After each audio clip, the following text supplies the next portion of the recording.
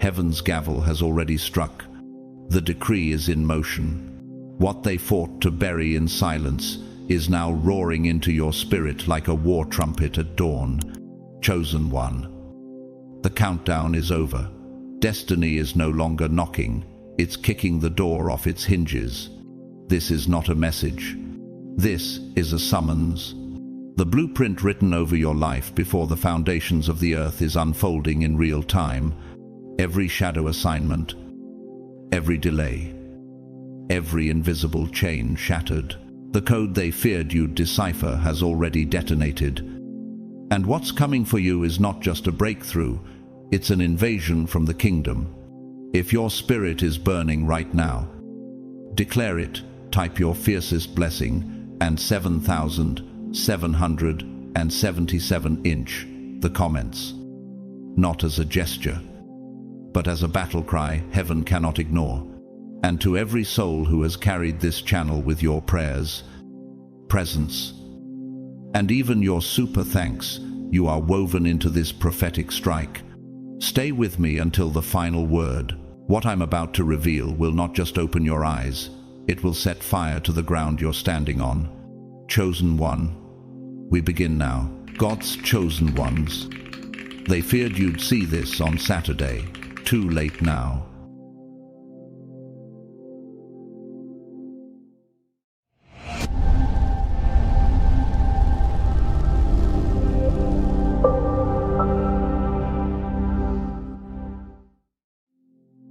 This is not just a date on the calendar.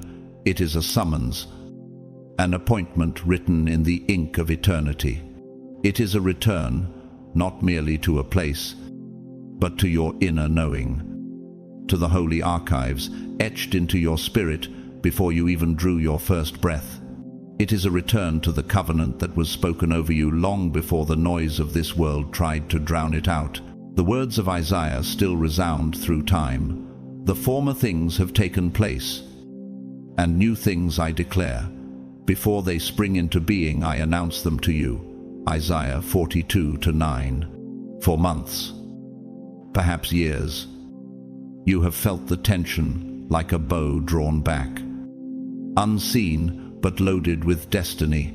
Have you ever noticed how some seasons of your life seemed to stall? Not because you were unworthy, but because heaven was building the foundations beneath you. Architecturally speaking, a cathedral's tallest spire rests on stone, hidden deep underground. Without that unseen depth, the visible beauty would collapse under its own weight. You have been under that same divine engineering. But now, the signal is clear. This Saturday, what was once distorted by fog will sharpen into sight. Like the moment a telescope aligns with a distant star, the Apostle Paul's words echo, "For now we see in a mirror dimly, but then face to face." 1 Corinthians 13:12. That veil between your unseen promises and your visible reality is thinning. The dreams you have held in secret, the ones you stopped speaking aloud because you feared another disappointment, are stepping out of the shadows into form.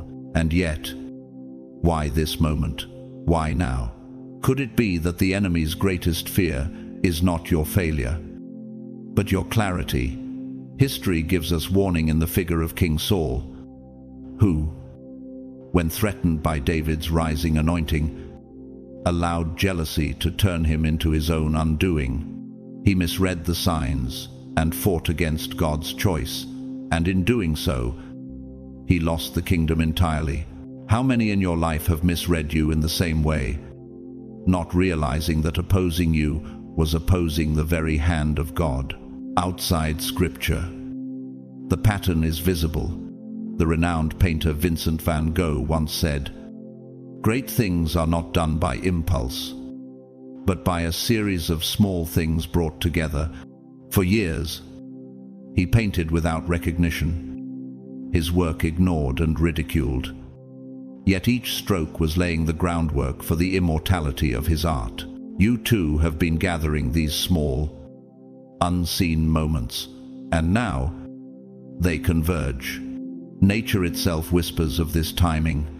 The rare desert bloom waits years for the exact alignment of rain, temperature, and sunlight before it bursts into color. What would happen if that moment was delayed or stolen? The beauty would wither before it had a chance to be seen. This Saturday is your bloom, the point where all the hidden conditions finally meet. Still, the question lingers: are you ready to step into the visible realm when it happens?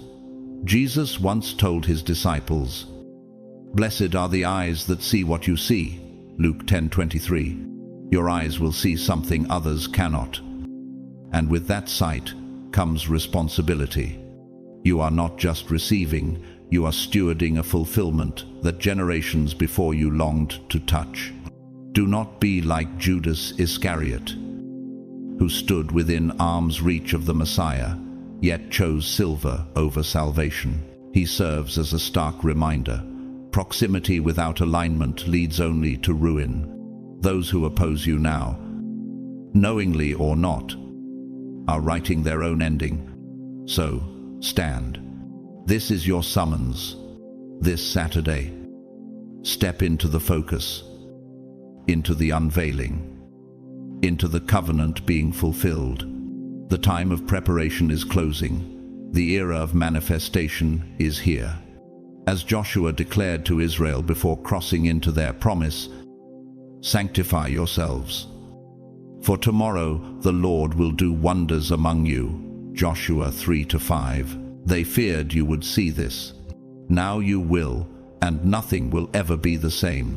You have walked through seasons where the silence felt like abandonment, where the long corridors of waiting made you second-guess the very voice that once felt so clear. Yet this Saturday will stand as your undeniable confirmation. You were never delusional. You were not reaching for shadows. You were not guilty of dreaming too high. You were discerning something real, sacred, and meticulously tailored to the blueprint God placed in your soul. For the vision is yet for the appointed time, though it linger. Wait for it. It will certainly come and will not delay. Habakkuk 2-3. The enemy wanted you to confuse slowness with failure. But in the courts of heaven, every delay was a signature of precision. Even the stars take millennia to align in their appointed constellations. Why would your destiny be rushed when it was crafted to outlast generations? Think of the seed buried deep beneath winter soil. To the untrained eye, it looks lifeless, forgotten, yet inside, the pressure, the darkness, and the cold are sculpting its moment of breakthrough. In the same way, your delays were never denials. They were the rich soil that matured the roots of your faith. Could it be that this moment was not just waiting for you, it was waiting for the version of you who could carry it without breaking? The seasons that felt barren were actually seasons of invisible architecture, where every unseen layer of strength was laid like the foundation of a fortress. Just as the mountain stream patiently carves through solid rock to form a canyon of breathtaking depth, so has your persistence carved a spiritual authority in you that no storm can erode. The delay was not a punishment, it was a divine refinement. A hidden strategy. God's protection sometimes wears the disguise of unanswered prayers. Just as the pearl is born from the patient resistance of an oyster against the grain, your reward has been forming in the hidden chambers of time. Jesus himself told his disciples, "You do not realize now what I am doing, but later you will understand." John 13-7. How many times did you keep moving forward when no one else saw what you were aiming for? Even in those silent stretches, heaven was rethreading your life like a master weaver, pulling gold through a tapestry. Every knot, every pause, every turn was deliberate. And now, the once abstract pattern is becoming visible, revealing that nothing was wasted. Nature speaks the same truth. The eagle does not rush its flight after molting. It waits until new feathers are strong enough to face the storm. Your inner compass, forged through quiet obedience, has kept you aligned with the coordinates of the promise. Now the coordinates match the moment. Your faith will no longer be the lone voice in the room. Your eyes will see what your spirit has known all along. And when that moment arrives, it will be like the first rainfall on a drought-stricken land, pulling life from what once seemed dead. You will not just step into the promise, you will recognize the scent, the texture, the rhythm of it, because you have carried its blueprint in your spirit for so long. Art has prophesied this rhythm of waiting and reward. In Andrew Lloyd Webber's Joseph and the amazing Technicolor Dreamcoat, Joseph endures betrayal, slavery, and prison, yet at the appointed time, his gift places him before Pharaoh, and the dream he carried since youth bursts into fulfillment, for the vision is yet for an appointed time, but at the end it shall speak, and not lie, though it tarry. Wait for it, because it will surely come. It will not tarry. Habakkuk 2-3. The song, "Any Dream Will Do," becomes more than melody. It is the echo of a truth you now embody. Dreams given by God outlast betrayal, outlast delay, and outlast every false verdict spoken over you. And, just like Joseph, when your fulfillment comes, it will arrive suddenly in the eyes of others, but will feel ancient to you because you have been living inside the promise long before they could see it. Your story will stand as a living parable to those still in their season of waiting. So when that day comes, will you step into it with the humility of a servant or the entitlement of a man who thinks he made it happen on his own? This is not just an ending to your waiting, it is its transfiguration. The wait is turning into reward, not a light, forgettable token, but a treasure drenched in holy significance. As Proverbs 10:22 declares, the blessing of the Lord brings wealth, without painful toil for it. This reward will not weigh you down with sorrow. It will clothe you in joy, because you didn't just survive, you expanded. Your spirit became a cathedral, spacious enough to hold this moment. And now, like the sunrise breaking over the horizon after the longest night, your time has come. Those who sow in tears shall reap with songs of joy. Psalm 126:5. Chosen one, rise. Step into it. The silence is over. The horizon is open. And the reward has already been written in your name. Every step you took in the shadows was an act of construction, like a master architect drafting blueprints for a cathedral that would stand for centuries. You didn't merely let the days roll past you, gathered fragments of wisdom and fit them together like precision-engineered gears in a celestial clock. This Saturday, something in the unseen mechanics of your life will click into place. You will sense it before you see it, like the way a musician feels the vibration of a perfect note before the audience even hears the sound.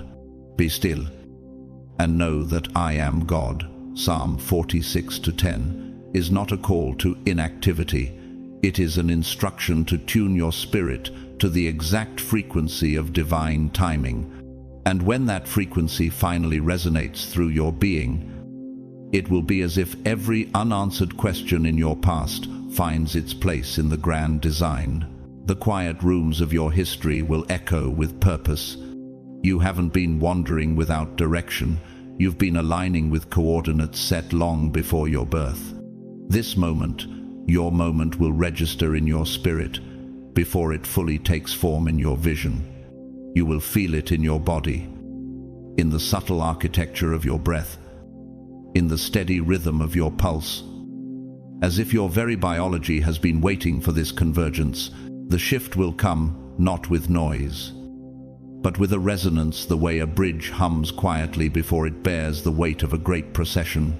Could it be that heaven's most profound announcements arrive not with thunder, but with the stillness that reshapes everything? When this awareness dawns on you, even your memories will seem to realign themselves, showing you that not a single step was wasted. You will realize that your entire life has been moving toward this exact intersection in time. There will be a stirring in you. Yes, but also a strange calm, the energy of anticipation without the heaviness of fear.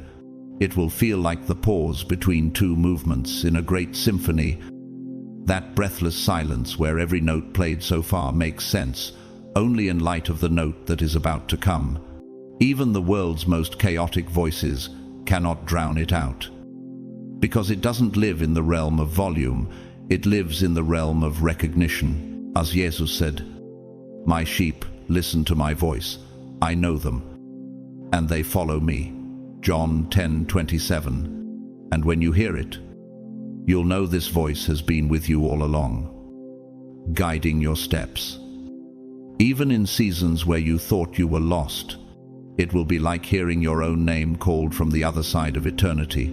This is the kind of calm that doesn't just say, "I'm ready." It says, "I'm ready now, because you are." And when that divine readiness meets human readiness, reality bends. It is the physics of promise, two frequencies locking into perfect resonance, producing a standing wave that cannot be undone. In that moment, you will understand why you had to wait, why you had to grow, why certain doors had to remain shut until this precise second. And as you stand in that convergence, you will feel the weight of heaven resting lightly on your shoulders, not as a burden, but as a mantle. The strength you've built in private will now become visible in public. The hush you will hear is not the absence of sound, it is the presence of weight. It is the sacred pause that comes before elevation. The same way a climber stops to secure their footing before making the final ascent to the summit. Leonardo da Vinci once said, "Simplicity is the ultimate sophistication." That simplicity is here, a holy stillness that makes room for God to finish the architecture of your unveiling. But in this stillness, when no applause distracts you and no spotlight blinds you, will you have the courage to see who you truly are without the noise? This hush does not merely whisper, "Watch closely." It carves the words into the very air around you, so that you cannot help but notice when heaven opens the next page of your story. And when that page turns, it will not just mark a new chapter, it will redefine the entire book, not as a dream that fades when you wake, not as a theory scribbled in the margins of your mind. You will see it in the rawness of reality, solid and undeniable. It may appear in a sudden message that feels like it was written before time began, or in a number that carries a personal meaning only you and God understand. It could be in the arrival of a person whose presence feels like the missing chord in a long-forgotten song, or in a single moment so perfectly timed it shatters the illusion of coincidence. Every good and perfect gift is from above, coming down from the Father of the heavenly lights, James 1:17. And when it happens, you will know deep in your bones, this isn't random. This is the architecture of destiny, designed in the courts of eternity and unveiled at your appointed hour. Will you be able to recognize it when it's right in front of you? But with that nearness comes a test. In these final hours before the unveiling, distractions will try to pull you sideways. The pull might come dressed as urgency, as noise, as someone else's crisis, demanding your energy. Remember the wisdom of the late author Maya Angelou, who said, "Never make someone a priority when all you are to them is an option." The enemy would love for you to scatter your focus now, to treat the sacred as common. Be still, but not passive. Stillness here is not sleep, it is spiritual readiness, expectant, but not disparity, holding peace like a torch, not panic like a wildfire.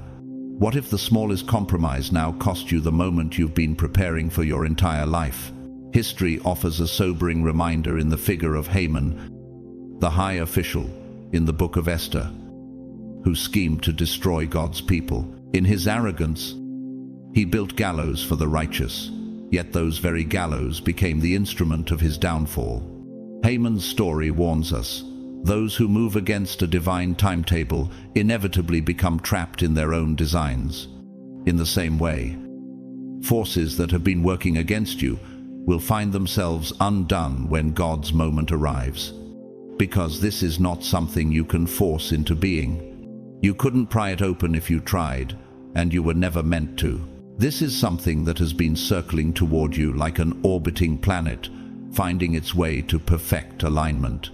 It has been weaving through other people's decisions, bending closed doors into open corridors, and softening even the most guarded hearts, all so that it could arrive without strain or struggle. The Lord will fight for you. You need only to be still. Exodus 14:14. And when it lands, you will realize it was never late, only exact. When that moment comes, will you step into it boldly or hesitate and watch it pass? Chosen one, hold your ground. Protect your gaze. The next time you exhale, it could be in the presence of the very thing you have been promised. And when that moment meets you, rise into it without hesitation. Because heaven has already called your name, it is a beat that cannot be hurried and cannot be delayed. A frequency heaven has reserved for your elevation. And you, chosen one, whether you are aware or not, have stepped into its measure. You may not yet feel the full weight of it, but the alignment is already unfolding behind the curtains of the unseen. He has made everything beautiful in its time. Ecclesiastes 3:11. Just as the tide shifts under the moon's pull long before the shoreline changes, heaven has been moving in ways your eyes have not yet caught up to. Could it be that the silence you mistook for absence was actually the prelude to the most significant chapter of your life? You were never forgotten, not for a single breath. This day has not simply appeared on a calendar. It has been encircled on heaven's timeline since before you were born. And now, it is about to be circled in your own story. The confirmation arriving this Saturday will not just touch your mind, it will shock your soul. Steady your pulse and hush the questions that have been echoing in your spirit. For the vision is yet for the appointed time, though it linger. Wait for it, it will certainly come. Habakkuk 2-3. Think of the moment, a forest, after years of fire and regrowth, bursts again into a canopy of green. That sight is not the birth of new life, but the return of an original glory that had been temporarily obscured.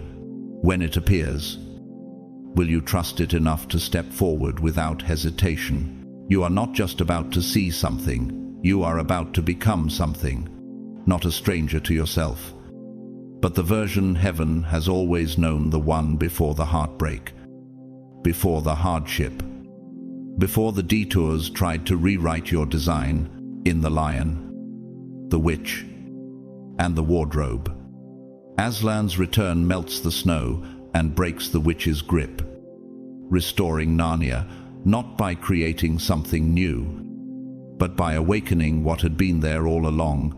Is it possible that what you thought you lost was never truly gone, only hidden, waiting for the right season to be revealed?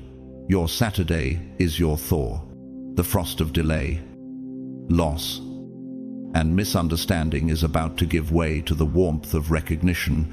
And here is the mystery: you are not becoming someone else. You are becoming the you that eternity remembers, the you who was woven in God's image before life's storms bent your branches, the you who still carries the scent of Eden in your soul. The glory of this present house will be greater than the glory of the former house. Haggai 2-9. Like a river that has been dammed and suddenly bursts free, your flow will not only return, It will carve new paths and water new ground. When the river of your purpose breaks open, will you be ready to steward its power? So, stand ready. Chosen one. The pulse you feel is not random. It is the heartbeat of heaven, drawing you into the fulfillment of what was promised. The Lord will fulfill his purpose for me. Psalm 138:8. And when it comes, do not shrink back. Step into it. Because what is arriving on Saturday is not merely a sign. It is your restoration. It is the answer to prayers you have forgotten you prayed. The completion of cycles you didn't know were ending. And the beginning of a chapter that will make sense of everything that came before. It is the meeting point of destiny and identity, the convergence of truth and timing, and it belongs entirely to you. You may have felt like you were falling behind in life's race, but this moment will silence that lie. The one who calls you is faithful, and he will do it. 1 Thessalonians 5:24. You were not delayed, you were reserved, like a priceless artifact kept under the watch of the Master until the exact day it is meant to be unveiled. In physics, resonance occurs when two frequencies match so perfectly that they amplify one another. This Saturday is your moment of resonance, when your internal frequency and heaven's timing lock into place, producing a power that cannot be undone. Have you realized that the very feeling of being out of step was proof that you were marching to a higher rhythm all along? And no one will be able to take it from you, not because you are shielded by human walls, but because it was designed for you at a molecular, spiritual, and eternal level. This is not just a blessing, it is a match. Like the keystone in a cathedral's arch, this moment was carved to fit your life with such precision that if you were missing, the entire design would feel incomplete. No one can snatch them out of my Father's hand. John 10:29. Your story and this appointed time are a divine fit, each making the other whole. The promise is finally finding its home in your reality. The dream you thought had gone dormant is stepping out from behind the veil. It's the architectural equivalent of a long-concealed chamber being revealed in a centuries-old palace, a room that was always there, but only now unlocked because the structure had matured enough to bear its weight. And here is where your story reflects the life of Filippo Brunelleschi, the genius architect behind the magnificent dome of Florence's cathedral. For decades, his design was thought to be impossible to build because no one possessed the techniques or the vision to realize it. Many mocked his plans, others tried to steal them, but failed because they did not understand the intricate details. Only he knew. Brunelleschi waited, refined, and guarded the vision until the tools, the materials, and the workers were ready. Then, at the exact moment in history, he unveiled a design that would stand for centuries, defying both time and human doubt. When your promise appears, will you guard it with the same courage until it takes its rightful place? And here's the part that will bring you to tears. This moment missed you, too. It has been circling, waiting, maturing, refining, not just for you to be ready for it, but for it to be ready for you. Hope deferred makes the heart sick, but a longing fulfilled is a tree of life. Proverbs 13:12. Just as a symphony's final movement is incomplete without the orchestra's readiness, this promise waited for the harmony of your spirit to meet its own. Now, the score is written, the conductor's hand is raised, and the first note is about to break the silence. Can you feel the air shifting in anticipation? So, chosen one, do not doubt the perfection of this timing. Do not minimize the magnitude of this match. Step into it without apology, because the moment God prepared for you has finally arrived, and it remembers your name. You may have felt like you were stuck in an endless loop, caught in the tension between your dreams and reality. But every second of waiting was not wasted. It was all preparation. The divine timing was meticulously shaping you for this moment until you could hold it without breaking, until you could carry it with both grace and power, just as a seasoned sculptor chisels away the rough edges of a stone until it reveals a masterpiece. Heaven has been chiseling away at your life, refining your soul until you are ready for what is about to unfold. The Lord will perfect that which concerns me. Psalm 138:8. You were being carved into the vessel that could carry a destiny greater than you ever imagined. Have you noticed how the waiting itself has been shaping your spirit into something unshakable? Now, everything has aligned. Your hands are clean. You've let go of the weight of past mistakes. Your spirit is clear. You've forgiven.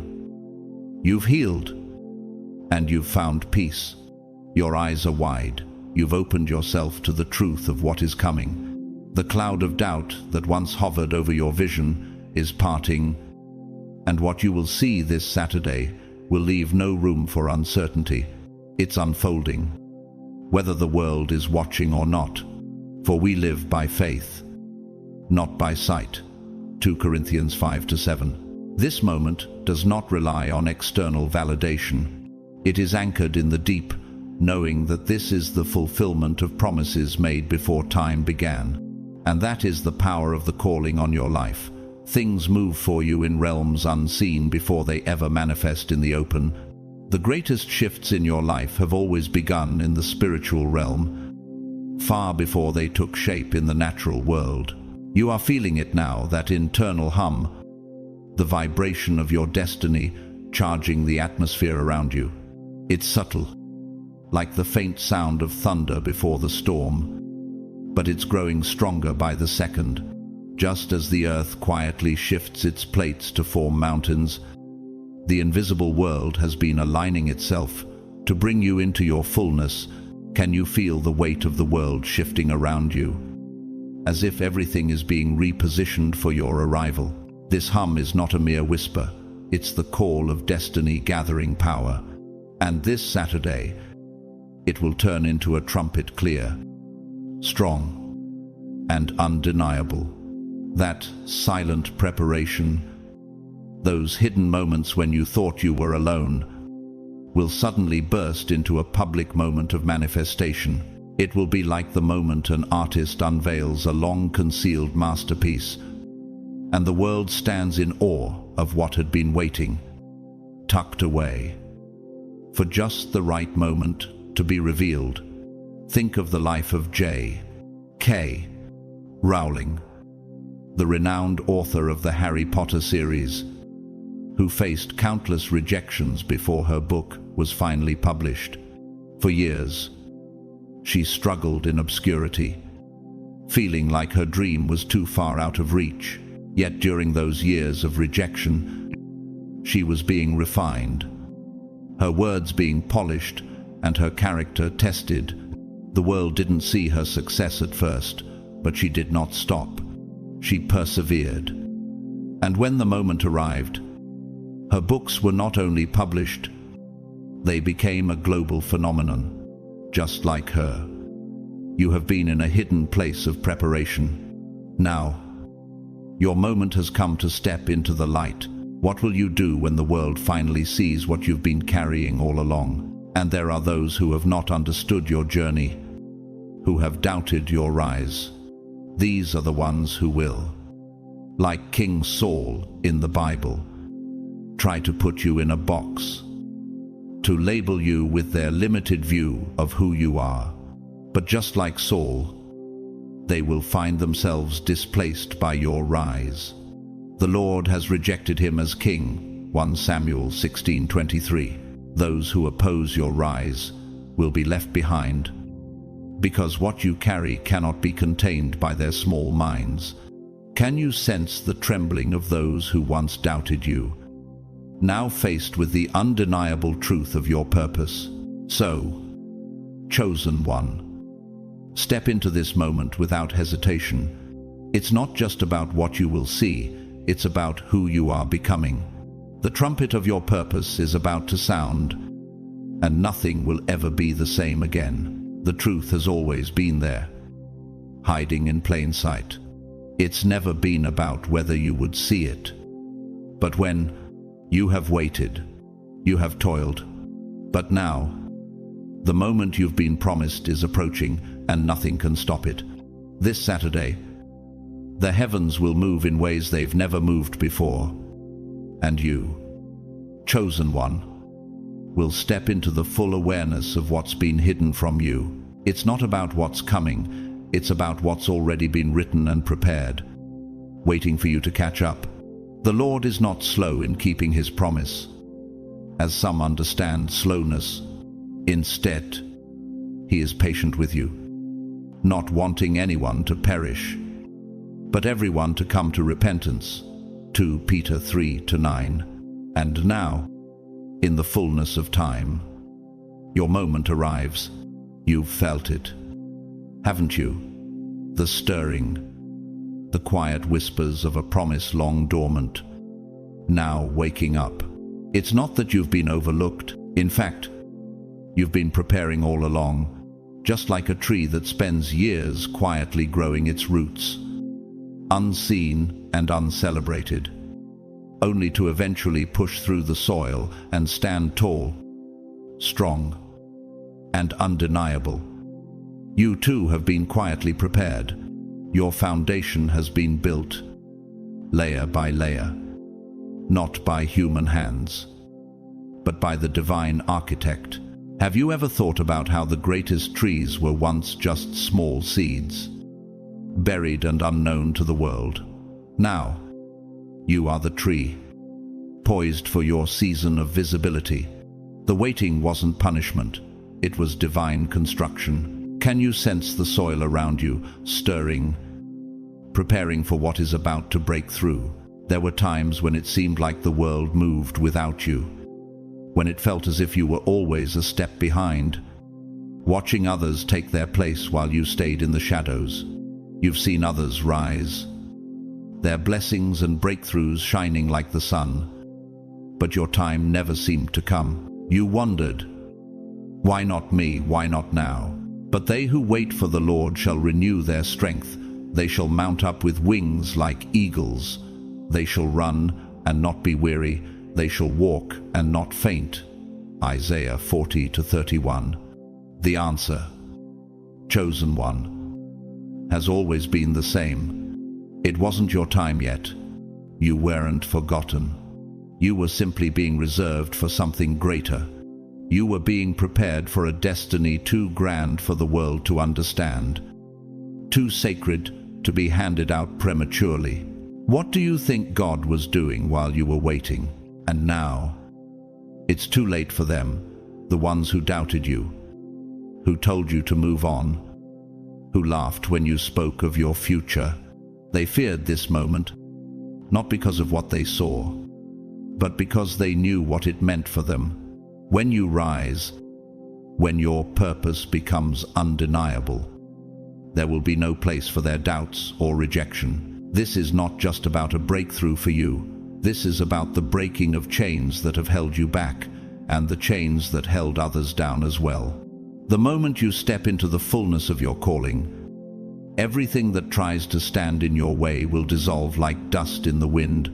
And this is the beauty of your story. No one can take it from you, because this is your destiny, woven in a divine tapestry that no man can tear apart. It's been written, etched in the heavens. When the door opens on Saturday, nothing will stop you from walking through. Can you imagine what it will feel like to walk through that door, knowing it's your divine time?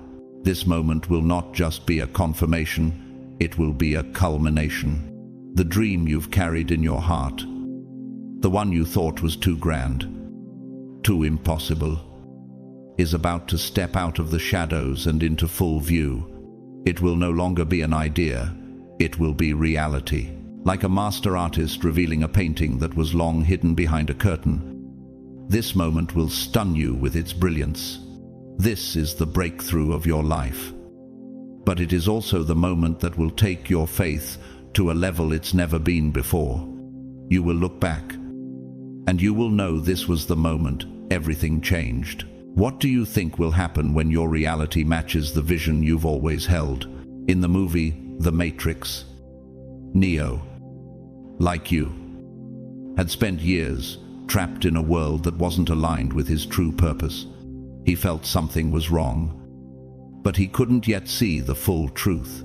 When he finally began to awaken, he was led to a place where he could see beyond the illusion, realizing that what had always been around him was part of something much bigger. As Morpheus told him, "The Matrix is everywhere. You can see it when you look out your window or when you turn on your television." Neo had lived in a reality that was not fully aligned with his true calling. And when he was ready to see, the world shifted around him. Can you feel the world shifting now? Even as you've lived in it for so long, just like Neo, you have been awakening to the truth of your purpose. The veil is lifting, and you're beginning to see the true power of what you've been called to. What once seemed like a distant fantasy is now moving toward you, and soon it will be undeniable. You have been waiting, but the waiting was part of your preparation. The shift you feel now, like the sudden clarity Neo felt when he fully woke up to the truth, is only the beginning of your rise. Are you ready to see the truth of your purpose unfold before your very eyes? So, stand firm. Chosen one, your time is now. This Saturday, the heavens align, the promises manifest, and the work you've done in silence will finally be seen. The time for waiting is over. This is not just another day. This is the day you were made for. The season of uncertainty is over. The corridors where you once wandered, questioning your value, are now behind you. Your mind has shifted from asking for permission to walking in authority. You've risen, and in rising, you have entered a frequency. Few ever touch the frequency where heaven's instructions become clearer than the noise of the crowd. You will also be a crown of splendor in the Lord's hand, a royal diadem in the hand of your God. Isaiah 62:3. This is not arrogance, it's alignment. You've moved beyond the gravitational pull of small thinking, and now you orbit in the realm where purpose has weight. Can you feel how different the air is when you're standing at the altitude of your calling? Even the distractions that once called your name now sound distant and hollow, because your spirit no longer resonates with them. This is the psychological equivalent of reaching the breakthrough point, when the mind refuses to settle for anything beneath its true design. Because you've risen, you can now receive not scraps, not leftovers, but what has been measured and prepared for you from the foundation of the world. Saturday is not just about what will be shown to you, it's about what will be placed in your hands. In physics, there's a term called constructive interference, where two waves meet in perfect phase, amplifying each other's strength. This moment is that meeting, your readiness colliding with heaven's timing to create a surge impossible to contain. Every good and perfect gift is from above, coming down from the Father of the heavenly lights. James 1:17. The preparation inside you has been resonating quietly, like a tuning fork, waiting for the right note. And this Saturday, that note will strike. You won't have to chase it. It will meet you where you stand. And when it does, every previous delay will make perfect sense. Like scaffolding, removed to reveal a completed cathedral. But make no mistake, this is not merely a reward. This is a turning point. Rewards close chapters. Turning points rewrite the narrative entirely. You are not being applauded, you are being activated. In architecture, the keystone is the final piece placed at the top of an arch, locking all the stones into position so the structure can bear weight. This Saturday is your keystone, the moment that locks every past preparation into place so you can carry the assignment ahead. What if this moment is not the end of your climb, but the beginning of a whole new mountain? And mountains do not appear overnight, they rise slowly. Tectonic plates pressing with unimaginable force over centuries. The same pressure that built your struggle has also shaped your platform. This is not just a moment of standing tall, it is the laying of the foundation for the next chapter of your influence. This is not a pat on the back, this is a door swinging wide. A door that has a divine assignment etched into its frame. One that only responds to your touch. And what waits beyond that door is something you've been carrying in your spirit for years. Like blueprints sealed inside an architect's vault, designs that could not be released until the builder had both the tools and the authority to construct them. Write the vision, make it plain on tablets, so he may run who reads it. Habakkuk 2:2. That blueprint has been gathering detail with every trial you've endured, every lesson you've learned. The locking mechanism on this door was never about luck. It was about synchronization, your maturity aligning with the world's need for what you carry. When it opens, it will not creak slowly, it will swing with force, as if heaven itself pushed it from the other side. History shows us that such moments change everything. John Keating, the teacher in Dead Poets Society, once told his students, "No matter what anybody tells you, words and ideas can change the world." Like those students, you've been sitting with ideas, visions, and assignments that have been waiting for their stage.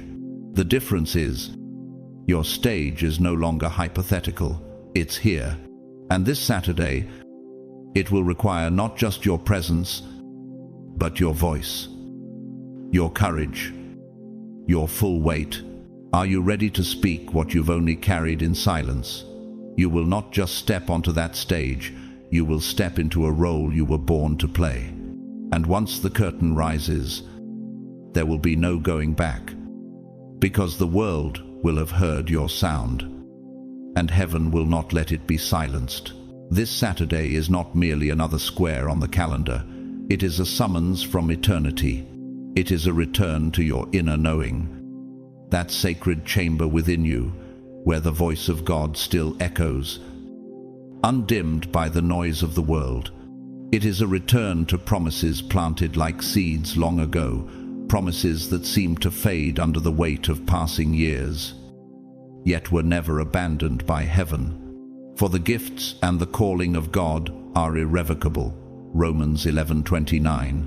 Have you ever stood in the in-between, holding a vision so long that it began to feel unreal, only to realize it had been maturing in secret all along? The Spirit has not been idle. Every delay was a stitch in the tapestry of your destiny. For years, you have moved through seasons where the silence felt endless, but heaven was calibrating you, preparing you as a master. Craftsman shapes a rare instrument before its first performance. Every trial, every unanswered prayer, every narrow escape was an invisible chisel shaping the contours of your character. He who began a good work in you will bring it to completion. Philippians 1:6. This Saturday, the signal is no longer faint. It is clear, resonant, and unavoidable. The fog will dissipate. The blurred outline of your calling will solidify, and the hidden threads woven in your dreams will stretch into the realm of sight. It mirrors the journey of Esther, a young Jewish woman in exile who found herself crowned Queen of Persia for such a time as this. Esther 4:14. She endured years of preparation in secrecy before stepping into her decisive moment. What if your own obscurity has been your divine training ground, preserving you from premature exposure? Leonardo da Vinci, a man whose genius transcended art and science, once said, "Art is never finished. only abandoned. In the same way, God has refused to abandon the masterpiece He is making of you. You are not unfinished. You are perfectly timed. But where there is rising, there is always resistance. Remember Pharaoh of Egypt, so intoxicated by his own power that he hardened his heart against God's command to let his people go. His defiance not only destroyed his armies in the Red Sea, but also engraved his legacy in history as a warning against pride. In your own journey, how many have smiled in your presence while silently plotting against your ascent? The fear they carry is not of your past, but of your potential fully awakened. They dread the moment you realize you were never behind schedule, you were being positioned. And yet, signs have brushed past you, subtle, insistent, but often pushed aside. Not because you lacked faith, but because you were tired of the ache that comes from false starts. Like Elijah under the broom tree after calling down fire from heaven, 1 Kings 19:4, -5. There were days when you wanted to lay it all down. Yet the same God who whispered to Elijah in the quiet wind is speaking to you now. Be strong and courageous, for the Lord your God will be with you wherever you go. Joshua 1-9. Every closed chapter was not the end of the story, but the turning of the page toward its climax. This Saturday is your threshold moment. What was hidden will be uncovered. What belonged to night will walk in daylight. And when it happens, will you have the courage to step into it? Arise, shine, for your light has come, and the glory of the Lord rises upon you. Isaiah 60:1. Do not cower in the shadows you were born, for the stage of history heaven has prepared. Stand now, chosen one. Shake the dust from your feet. This is the unveiling for which all of heaven has been aligning the pieces. The clock of eternity has struck your hour. Walk through the open door, for it will not remain open forever. You are not forgotten. Heaven's memory does not fade. You are being summoned into a story larger than your own. A chapter you never dared to imagine would bear your name. And yet, it is not arriving with the roar of earthquakes or the blaze of fireworks. It is coming quietly, like dawn slipping over the horizon. Behold, I am doing a new thing. Now it springs forth. Do you not perceive it? Isaiah 43:19. Have you noticed how some of the most life-altering moments begin without fanfare? How often have you missed the miracle because it wore the disguise of the ordinary? The beauty of what is coming lies in its stillness. For stillness has its own gravity. In nature, glaciers move so slowly that they seem still to the naked eye. Yet their quiet pressure shapes entire landscapes. In the same way, what God is doing in you carries weight far beyond what you see right now. The kingdom of God is like yeast that a woman took and mixed into about 60 pounds of flour until it worked all through the dough. Matthew 13:33. Could it be that the very subtlety of this moment is its protection, shielding it from the noise that would try to distort it before it matures? Sometimes the shift is not a storm but a whisper. It can be a single sentence spoken at the right moment. Like the line from Victor Hugo's Les Misérables, even the darkest night will end and the sun will rise. One conversation, one unexpected call, one brief meeting, and suddenly the road you thought had ended becomes a bridge to somewhere new. A word fitly spoken is like apples of gold in pictures of silver. Proverbs 25:11. How many times in your life has a small nudge changed the entire course of your steps?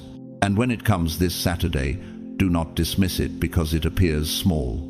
Seeds always do. Yet within an acorn sleeps a forest, and within a drop of water lies the power to carve valleys through stone. The mustard seed, Jesus said, is the smallest of all seeds.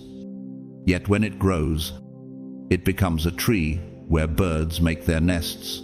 Matthew 13:31, -32. Have you realized that God often hides the extraordinary inside the unimpressive, so that only those with eyes to see will treasure it? Do not be deceived by appearances. The cocoon looks lifeless before it splits to release the butterfly. The desert looks barren before spring rains awaken a field of flowers. Though your beginning was small, yet your latter end should greatly increase. Job 8-7. This Saturday, what seems like a whisper will carry the resonance of a trumpet in your spirit. When it comes, rise to meet it. Stand in the authority that has always been yours. Chosen one. Step forward. The seed is in your hand, but the tree is already in God's mind. The moment you honor the small, you inherit the great. This is your hour. Do not let it pass. This is a lifetime's harvest, compressed into a single moment, an entire season of sowing now converging into your hands, and it is yours. Not because you labored beyond human capacity, not because you pleaded until heaven finally relented, but because from the beginning you were chosen for it. You did not choose me, but I chose you and appointed you so that you might go and bear fruit, fruit that will last.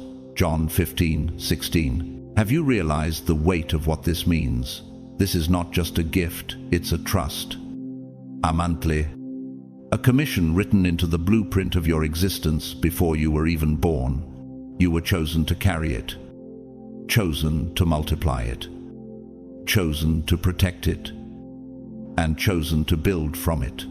You have labored long in the dark, where no applause was given, where no one recorded the hours, yet every hidden act has been laying a foundation. It is like the vaulted ceilings of a cathedral, centuries in the making, where no one sees the engineer's calculations. Yet every arch stands because the unseen mathematics hold it in place. Unless the Lord builds the house, the builders labor in vain. Psalm 127:1. What would change in your spirit if you realized you've already been under divine construction for years? You have prepared without recognition, and now it is time to walk in undeniable favor. But here is the paradox. This moment is not solely for you. In physics, there is a principle called resonant frequency. When one object begins to vibrate at its natural frequency, it can cause another to do the same without physical contact. This is what will happen when you step into your moment this Saturday. Your breakthrough will cause a ripple in the spiritual atmosphere, triggering others to rise. For the creation waits in eager expectation for the children of God to be revealed. Romans 8:19. Have you considered that your courage might be the ignition someone else has been praying for? History remembers those who understood this reality. Dietrich Bonhoeffer, a German pastor and theologian who opposed the Nazi regime, once said, "Action springs not from thought, but from a readiness for responsibility." He refused to remain silent when silence meant complicity. And though it cost him his life, his stand became a rallying cry for countless believers. What if your obedience becomes the very key that unlocks courage in those still trapped by fear? You are not merely receiving something, you are functioning as a gate, a key, a divine trigger. Keys do not boast of their design. They exist to open what is locked. And when they turn, everything beyond that door becomes accessible. To the one who overcomes, I will give the keys of the kingdom of heaven. Matthew 16:19. Your yes this Saturday will not only release your destiny, it will unbolt the chains around someone else's. Your visibility will become their courage. Your step forward will become their invitation. So stand, chosen one. Walk through the threshold prepared for you. This is the hour when your personal harvest becomes a field where others will eat and be satisfied. And when they ask how it happened, you will tell them, It was the architect of heaven who built it all along. Your breakthrough will be their blueprint, etched not in ink, but in the living testimony of your life. Heaven did not pull your name from a lottery. You were handpicked with precision, because you would guard the weight of this responsibility while still advancing with courage. For many are called, but few are chosen. Matthew 22:14. Can you see the irony? What is about to arrive is wrapped in peace, not punnets. You imagined it would come through struggle, sweat, or one last desperate push, but instead, it will feel like the stillness after a storm, where the air itself tastes new. And that stillness will not be empty. It will be full of the hum of divine order, settling into place. It will feel like a bell ringing in your spirit. Not loud, but resonating so deeply that you cannot mistake it for anything else. This will be the moment when peace wins. It will be as if your soul exhales after years of holding its breath. Walls will not fall with explosions. They will dissolve in the presence of what God has decreed. You will keep in perfect peace those whose minds are steadfast, because they trust in you. Isaiah 26:3. The very air around you will seem lighter, as if the gravity that once pressed you down has lifted. What if the absence of resistance is not weakness, but proof that the path ahead has already been cleared? What if the quiet you feel is not the absence of movement, but the smooth glide of a ship carried by a perfect wind? You will discover that sometimes the most powerful victories are the ones that arrive without noise. History is full of people who carried this kind of quiet authority. Jane Goodall, the renowned primatologist, once said, "What you do makes a difference, and you have to decide what kind of difference you want to make." She did not shout her influence into existence. She lived it in the field, day after day, until the world could no longer ignore it. That is the kind of steady, undeniable change your breakthrough will carry. And like her, you may not even notice the exact moment you become unignorable until doors begin opening, simply because your presence shifts the atmosphere. This is influence not bought, not demanded, but earned in the secret place. And when it arrives, it will not just move people's opinions, it will reorient their paths. But where light emerges, darkness does not retreat without a fight. Consider King Jeroboam of Israel. He was given a kingdom by God, yet in fear of losing power, he led the people into idolatry. 1 Kings 12:28-30. His reign ended not in the strength it began with, but in disgrace. His name, a cautionary tale of what happens when insecurity tramples obedience. How many people in your own life have sabotaged what God entrusted to them because they feared others might rise higher? How many have traded eternal impact for temporary control? In the kingdom of God, authority is not maintained through manipulation, it is sustained through surrender. Jeroboam's downfall is a reminder: if you protect your position more than God's purpose, you will lose both. This Saturday, you will not just see something, you will feel something settle into place. It will be like a puzzle piece sliding into its exact fit. The moment your spirit recognizes, this is it, and in that instant, the peace of God, which transcends all understanding, will guard your hearts and your minds in Christ Jesus. Philippians 4:7. You will walk away from that moment, not louder, not busier, but clearer, stronger, anchored. The weight you carry will not crush you, it will stabilize you. The way a deep keel keeps a ship steady in rough seas. And as you step forward, people will sense the difference, not because you announce it, but because your very presence will announce itself.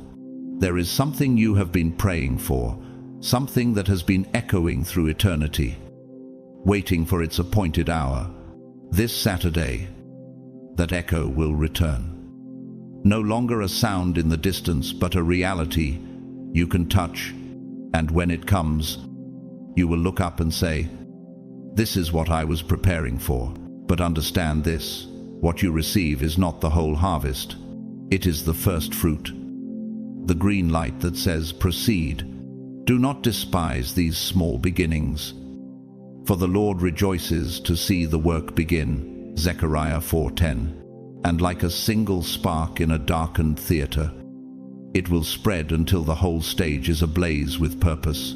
But when that spark lands in your hands, will you fan it into flame or let the embers die while waiting for something bigger? The next act of your life is about to begin, and heaven has already raised the curtain. This is your spark, chosen one. And once it catches, the stage of your life will burn, not with destruction, but with unstoppable purpose. Stand now, step forward. Let this be the day history remembers as the one where you crossed the line from preparation into possession. Your breakthrough is not just yours, it is the blueprint for those who will follow your steps. And when they do, they will find that your footprints lead not to you, but to the one who sent you. Prepare your focus, and above all, prepare to recognize what is yours, because when it comes, it will bear your name as surely as the sunrise bears light. It will not arrive wearing confusion, it will carry the scent of recognition. When it touches your spirit, it will feel like walking into a home you've never seen, yet somehow know every hallway and window. As Jesus declared in John 10:27, "My sheep listen to my voice, I know them, and they follow me." And in that moment you will understand, not as theory, but as a reality that floods your spirit. Have you ever sensed that sacred familiarity with something your eyes have never seen, but your soul has always known? This Saturday, what you will witness was formed for your eyes alone, and no hand can remove it from you. There is a sacred unfolding in motion, and it is not chaotic, it is intentional. Precise, like constellations fixed in the night sky.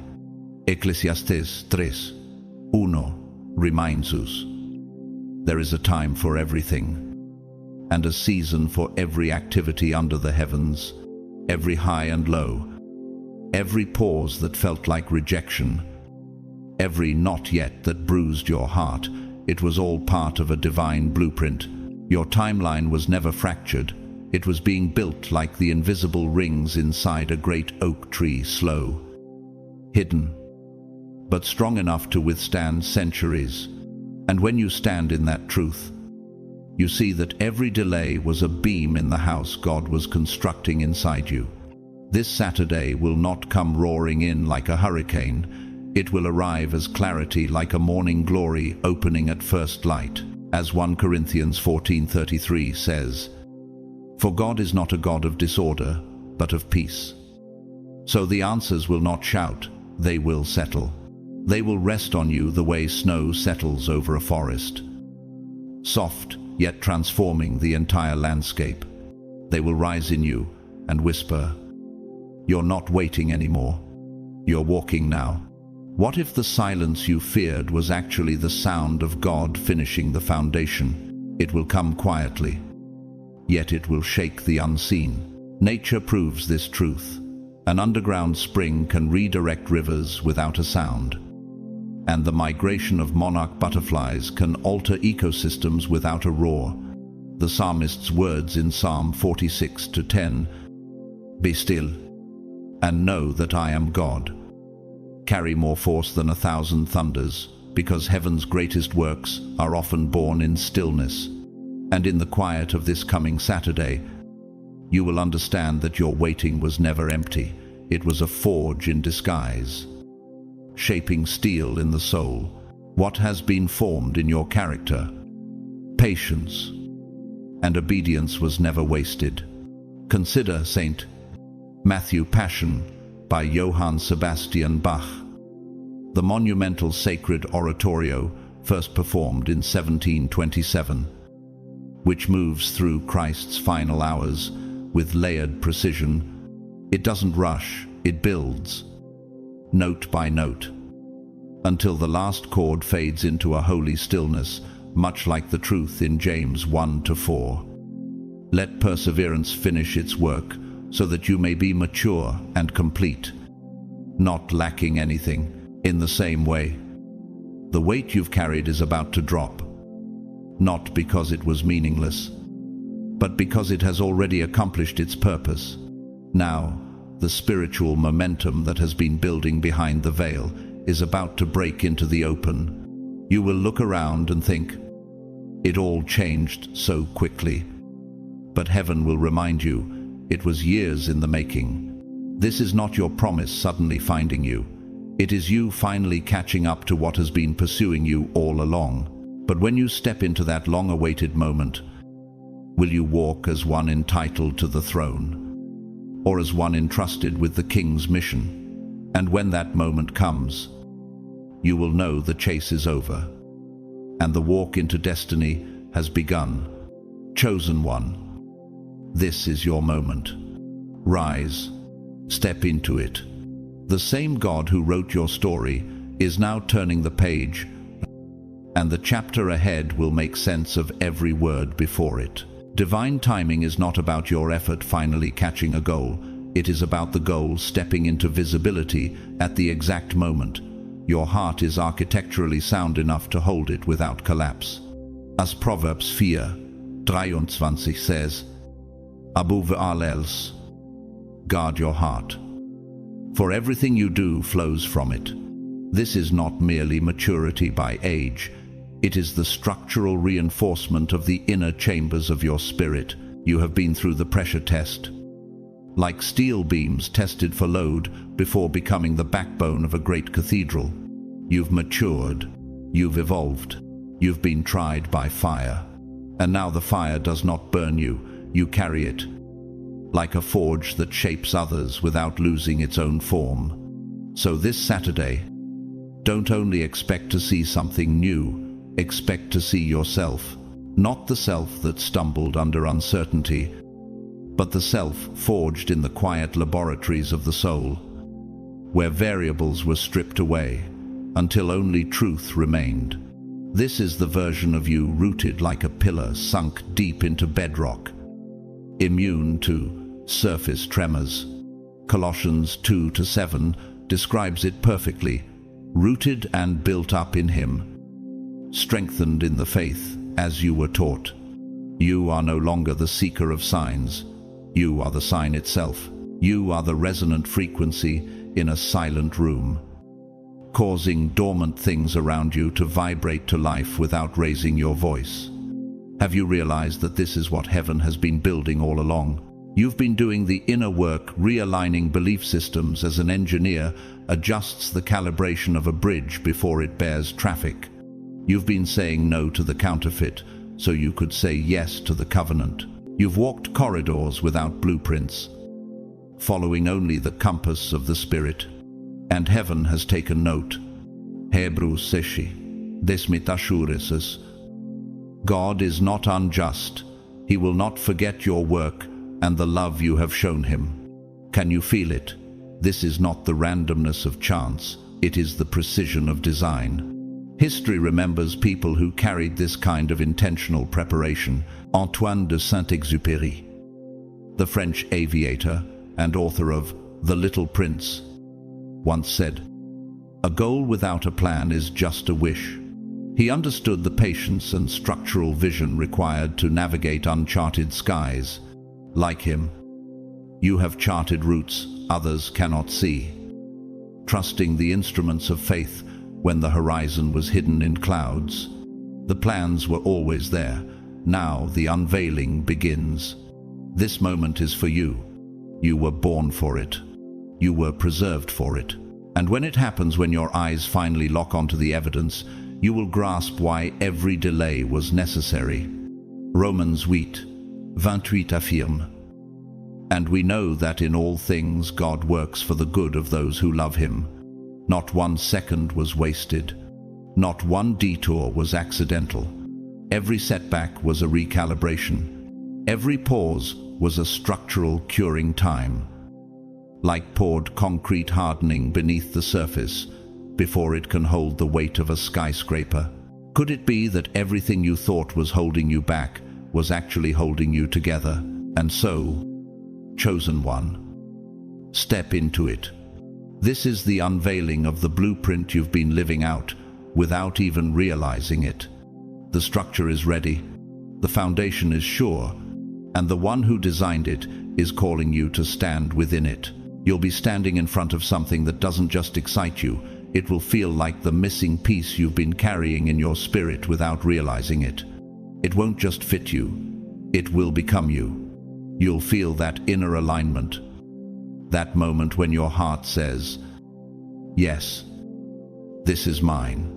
Not because it feeds pride, but because it answers the deep call seeded in your soul since before you were born. As Jeremiah 1:5 declares, before I formed you in the womb, I knew you. Before you were born, I set you apart. Have you ever noticed how truth from heaven strikes differently? It doesn't flatter, it affirms. That's the kind of confirmation you can't fake. Because it's not born of ambition, it's born of assignment. And when it arrives, it will feel like the long-awaited chord in a song finally resolving. You won't need to chase it. You won't need to explain it to skeptics. You won't need to perform to keep it. It will come wrapped in peace. Like Philippians 4:7 describes, the peace of God, which transcends all understanding, will guard your hearts and your minds in Christ Jesus. That knowing will become your anchor when the waves rise.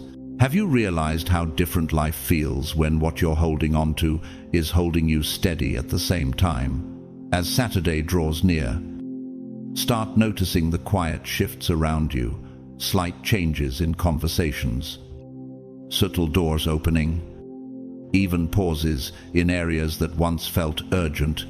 These are the early tremors of something massive about to surface.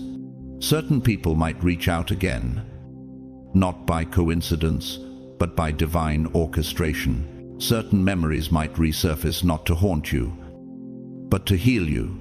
Certain ideas will sharpen in clarity, as though the fog in your mind is finally lifting. These are not random moments, they are signals. Much like the gentle stirring of the waters before God parted the Red Sea. Exodus 14:14 reminds us, the Lord will fight for you. You need only to be still. Have you noticed how heaven often moves with quiet precision before revealing its full power? Every whisper is an arrow pointing to where your next step should land. And in this unfolding, remember, stepping into the unfamiliar is not a threat, it's a threshold.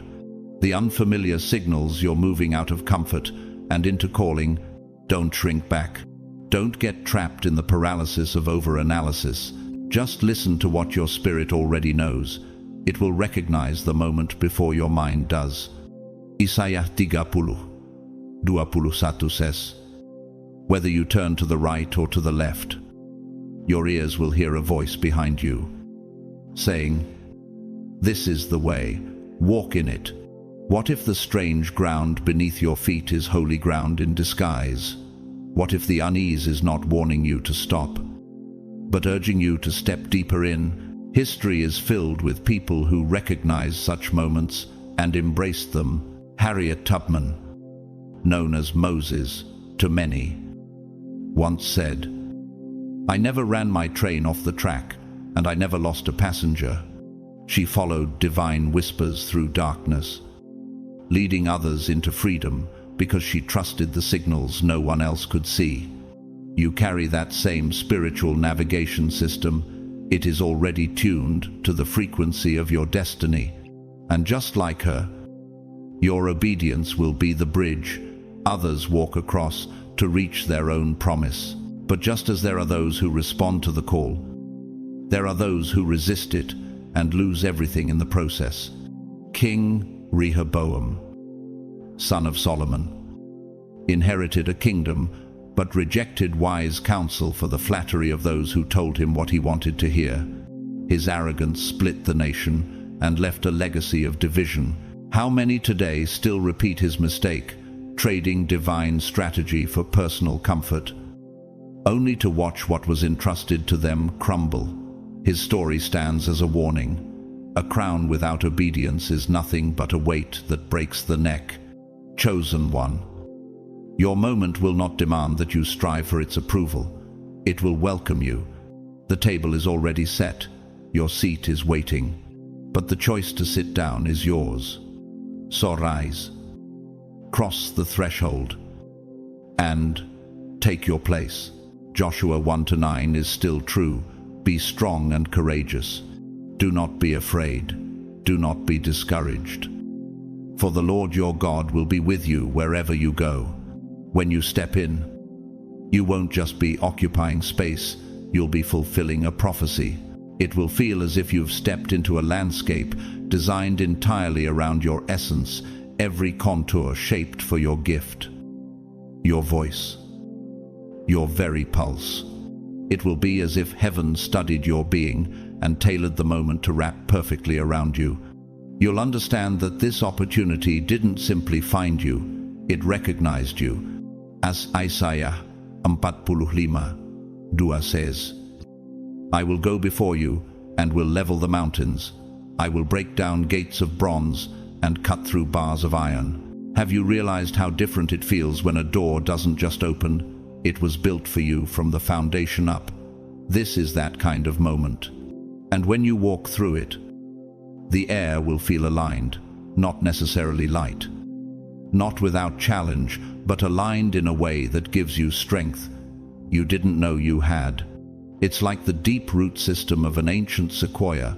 Storms may roar above, but nothing shakes what is anchored beneath the surface. Nehemiah 8:10 reminds us. The joy of the Lord is your strength.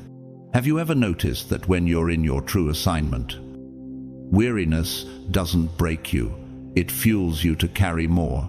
This is not just about fulfillment, it is about function. It is about occupying the exact space in heaven carved with your name on it. No more shrinking, no more second-guessing, no more apologizing for being powerful, anointed, and essential to God's plan. The world has waited long enough for your emergence, Romans 8:19 says. For the creation waits in eager expectation for the children of God to be revealed. What if the restlessness you've felt lately is not your own, but the echo of the world's longing for you to finally step forward? This Saturday will be a mirror, not showing your past, but the reflection of the future you were promised. The doors will begin to respond, as if they've been waiting for your footsteps to trigger their hinges. The people assigned to your elevation will start arriving, like migratory birds, finding their way across thousands of miles without a map. Ideas will lock into place as cleanly as puzzle pieces snapping together, and the confirmations will come like waves on the shore, one after another, steady and undeniable. As John 4 describe, his sheep follow him because they know his voice. When you finally walk in that voice, nothing can counterfeit the peace it brings. This is the kind of peace that reminds me of the final chorus in Handel's Messiah, "Worthy is the Lamb," where every instrument, every voice, every note converges in perfect unity. It doesn't rush. It builds. It surrounds you until the harmony becomes a structure you can stand inside. That's what this Saturday will be. Not just a prophecy fulfilled, but a prophecy you can walk around in, touch, and inhabit. The favor will flow like a hidden spring breaking the surface. Clarity will sharpen, as if morning light is sweeping away the shadows in a valley. Provision will find you, the way rivers find the sea. The right people will be drawn to your spirit, like iron to a magnet. And in that moment, the spark will become a flame, and the flame will become a movement, as Matthew 5:14 declares. You are the light of the world. A town built on a hill cannot be hidden. All chosen one. You've waited long enough. This is not just about a prophecy spoken, it is about that prophecy taking on flesh and breathing through you. You are the answer someone has been praying for. You are the blessing someone was born to encounter. So rise, step forward, and watch what happens when heaven's design and your destiny finally occupy the same space. And so, chosen one, we arrive here at the edge of what has been promised, at the doorway where faith hands you the key. This is not just a chapter closing, it is the unveiling of a story heaven has been writing in the unseen for years. Every delay was a chiseling, every detour a redirection, every silence a seedbed for something you could not yet see. Now, as you stand in this moment, you will realize that nothing was wasted, not one tear, not one unanswered prayer, not one lonely night. All of it has conspired under God's hand to bring you into alignment with the destiny that has been calling your name since before time began. If this word burns in your spirit, don't let it fade into the background noise of life. Protect it, nurture it, and share it, because there is someone right now silently praying for the confirmation that you've just received. Like this video to help push this truth further into the world. Share it with the ones you love. And write in the comments what resonated most in you. Your testimony could be the very bridge someone else needs to cross. And if you haven't yet, subscribe and turn on the notification bell so that each message finds you in its appointed time. To each one of you, whether you have supported through a super thanks or simply by showing up, listening, and standing in faith with this community, know that you are seen, valued, and deeply appreciated. You are part of something bigger than you think. A living tapestry woven by God's hand, thread by thread, through every connection He's made here. And now, may the Lord bless you and keep you. May His face shine upon you with the warmth that melts every residue of fear. May His peace anchor you when the winds of uncertainty blow. And may His favor open doors that no man can shut. Walk boldly into the week ahead, not as one who is searching, but as one who has been found. For you are not forgotten, you are chosen, appointed, and sent. What if the truth you've been waiting for, the truth that could have changed everything, arrives only after it has already destroyed you? Chosen ones. Let that question sink in, because what we're dealing with today is not just another story, not just another rumor. This is the kind of truth that doesn't soothe, it slices open. It is the confession dragged into the light only when the lie has become too heavy to carry. And by then, the damage is carved so deep that no words can repair it. Right now, there is someone holding a secret so explosive that entire circles have begged, pleaded, and wept for them to finally speak. But here's the chilling reality: they never cared about saving you. They only cared about saving themselves. And now, with the clock against them, their so-called confession has transformed into a curse. Chosen ones, if you feel the weight of this message, comment 777 below as a sign that you're awake to this revelation. And from my heart, thank you to each of you who has supported this channel, whether through your time, your prayers, or even a super thanks. You are the reason this message keeps reaching the world. Stay with me, because in the next few moments, you'll see why this late truth is not redemption, but judgment, and why confessions offered too late are nothing more than ashes scattered in the wind, God's chosen ones. Everyone is begging this person to come tell you the truth, and now it's too late.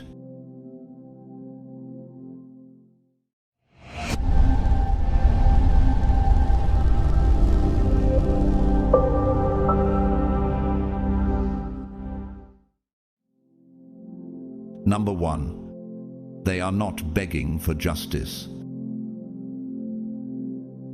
They are begging for a bargain. That is the essence of this entire tragedy. When someone has hidden the truth for so long, their sudden urgency to finally speak is rarely born out of a moral awakening. It is birthed from the pressure that silence no longer benefits them. Their voice is not rising from conviction, it is rising from convenience. But here's the piercing question. When the truth is delayed until it serves self-preservation, is it still truth? Or is it simply another layer of manipulation? At this stage, their concern is not your healing, not the clearing of your name, not the restoration of broken trust. Their only concern is damage control. They crave to reshape the narrative so that they can soften the blow, hoping to look less like villains and more like reluctant heroes. But is a confession that comes too late still a confession, or is it simply a disguise for fear? The scriptures declare, "Be sure your sin will find you out." Numbers 32-23. That is not just a warning, it is a prophecy written into the moral architecture of the universe. Sooner or later, what has been buried comes gasping for light. Think of Judas Iscariot, who betrayed Jesus for 30 pieces of silver. He tried to return the money after realizing the depth of his betrayal, but his late gesture could not undo the devastation he had already unleashed. His timing made all the difference. Truth and regret offered too late became a noose around his own neck. Likewise, these modern confessions are less about repentance and more about bartering with consequence. And here rises another haunting question. If their honesty only awakens when exposure is certain, was it ever honesty at all? Here is where human psychology reveals its paradox. People begin to treat truth like currency. They portion it out strategically, revealing fragments that make them appear brave, yet always holding back enough to protect their own image. The prophet Isaiah once wrote, "Woe to those who call evil good and good evil." Isaiah 5:20. That is exactly what happens when the guilty attempt to rebrand their confession as courage. It is a masquerade, not a transformation. And you must ask yourself, if truth comes with conditions, can it ever truly set anyone free? And while outsiders may be fooled, the one who has walked through the wreckage, you cannot be deceived. You have endured the silent nights, the broken trust, the unanswered questions. No confession, no matter how dramatic, can erase the scars. The irony is brutal. They believe timing the truth will let them escape fallout. Yet the reality is that truth delayed is trust destroyed. Once that realization pierces the soul, there is no way back. Deep down, isn't this why your spirit no longer leaps at their words, but grows quiet with a wisdom carved from pain? Think also of King Saul. He spared what God commanded him to destroy, and then tried to cover it with partial obedience, pretending to honor God with sacrifice. But Samuel's words cut like a sword. To obey is better than sacrifice. 1 Samuel 15:22. Saul's delayed obedience revealed his heart's compromise, and it cost him his kingdom. In the same way, delayed truth is nothing but disobedience wrapped in theatrics. And the question echoes within: how many times has delayed obedience in your own life cost you moments you could never reclaim? In modern times, great minds have warned us of this. Václav Havel, the Czech playwright who later became president, once said, "The truth is not simply what we utter, it is what we live." Those who try to weaponize timing forget this reality. Truth cannot be staged like a performance. It demands integrity even when it costs everything. But let us also learn from the downfall of a different figure, Enron's CEO, Jeffrey Skilling. At first, he masked corruption with carefully engineered narratives, projecting confidence while burying financial lies. When the truth finally surfaced, it shattered not only his empire, but also thousands of lives tied to it. His attempt to control exposure left behind one of the most infamous corporate ruins in modern history. That is what happens when people bargain with truth. It collapses beneath them like a structure built on sand. Nature itself teaches this lesson. A seed buried in darkness cannot indefinitely resist sprouting. A storm cloud cannot hoard its rain forever. It must break, even violently, when pressure overwhelms it. In the same way, truth has a frequency that resonates beyond human schemes. Jesus himself declared, "There is nothing concealed that will not be disclosed, or hidden that will not be made known." Luke 12:2. Hidden lies vibrate until exposure becomes inevitable. And here lies the sobering question. Are you willing to align with truth now, before the breaking storm? Or will you wait until the collapse leaves no choice? And here is the final reality. When everyone is begging them to come tell you the truth, understand this. It is not because they want to rescue you from deception, but because they are terrified of being crushed under the full weight of exposure. They imagine that by controlling the timing, the tone, and the delivery, they can escape the judgment written into their own deeds. But there are some things in life you simply cannot negotiate your way out of. Chosen ones, rise above this theater. Do not be swayed by late bargains or counterfeit apologies. As the Apostle Paul wrote, "Do not be deceived. God cannot be mocked. A man reaps what he sows." Galatians 6-7. This is the hour to stand firm. This is the time to rise in clarity and strength. The world does not need bargains. It needs truth, unshaken. And the moment you recognize this, you will no longer beg for explanations from those who never valued you enough to give them in time. Stand up, chosen ones. The stage is no longer theirs. It belongs to you. Number 2. The truth they are holding cannot undo the damage. It can only expose it. That is the cruel reality most people resist facing. When someone carries a lie for years, they often imagine that finally confessing will work like a reset button, restoring broken bridges and erasing scars. But life does not bend to delayed honesty. Words may admit what was done, but they cannot rewind time, cannot untangle the web of betrayal, cannot unmake the nights you spent questioning your worth. And here rises the piercing question. When wounds have been allowed to fester, can truth heal? Or does it simply reveal the infection beneath the surface? The delay itself is part of the wound, and no speech can erase the years in which silence grew louder than truth. It is like arriving at a battlefield long after the war, only to raise a flag over ruins no one can live in again. The Bible speaks with clarity. Death and life are in the power of the tongue, and those who love it will eat its fruits. Proverbs 18:21. A late confession does not produce the fruit of life. It harvests the fruit of negligence. Like a tree left untended, roots of deceit grow deeper, drawing poison into the soil of relationships.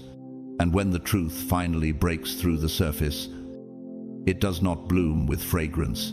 It erupts like weeds, choking what could have been beautiful. The tree no longer bears nourishment.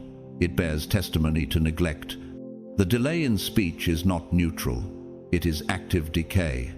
And when they finally open their mouth, it is not fresh water pouring forth, but the overflow of stagnant pools long ignored. Think of how rivers work. Once a boulder falls into the current, the flow adapts, carving new pathways. The river never returns to its original shape. In the same way, once lies have been dropped into the current of your life, the course changes forever. Telling the truth, late, cannot restore the old flow. It only shows how much the water has been forced to bend around their silence. Doesn't that sting even more? To realize the confession only maps the extent of their absence, like driftwood caught in the eddies. Their words arrive, waterlogged and heavy, not guiding, but proving how far the current has already been diverted. And the more years that pass, the more foreign the memory of the original course becomes. By the time truth arrives, it feels like an intruder, not a healer. The scriptures remind us again, for nothing is hidden except to be made manifest, nor is anything secret except to come to light. Mark 4:22. This means truth is not an eraser, it is a floodlight. It does not dissolve the wound, it reveals how deliberate the wound was, how carefully silence was maintained so the damage could multiply. Late truth exposes priorities, who they chose to protect, what alliances they valued, and where you stood on their list. And you must wrestle with this question in your own heart.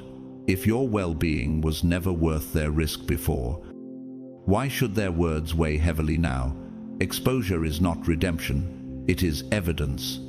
And evidence does not rebuild homes, it only proves how the fire started.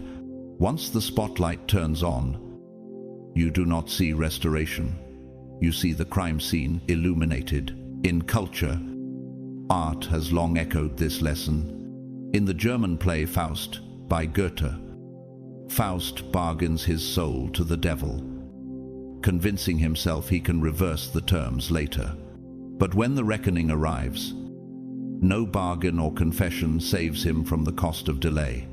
His realization comes too late, proving that timing is the sharpest blade of truth. Does this not mirror how delayed honesty cuts deeper than lies themselves?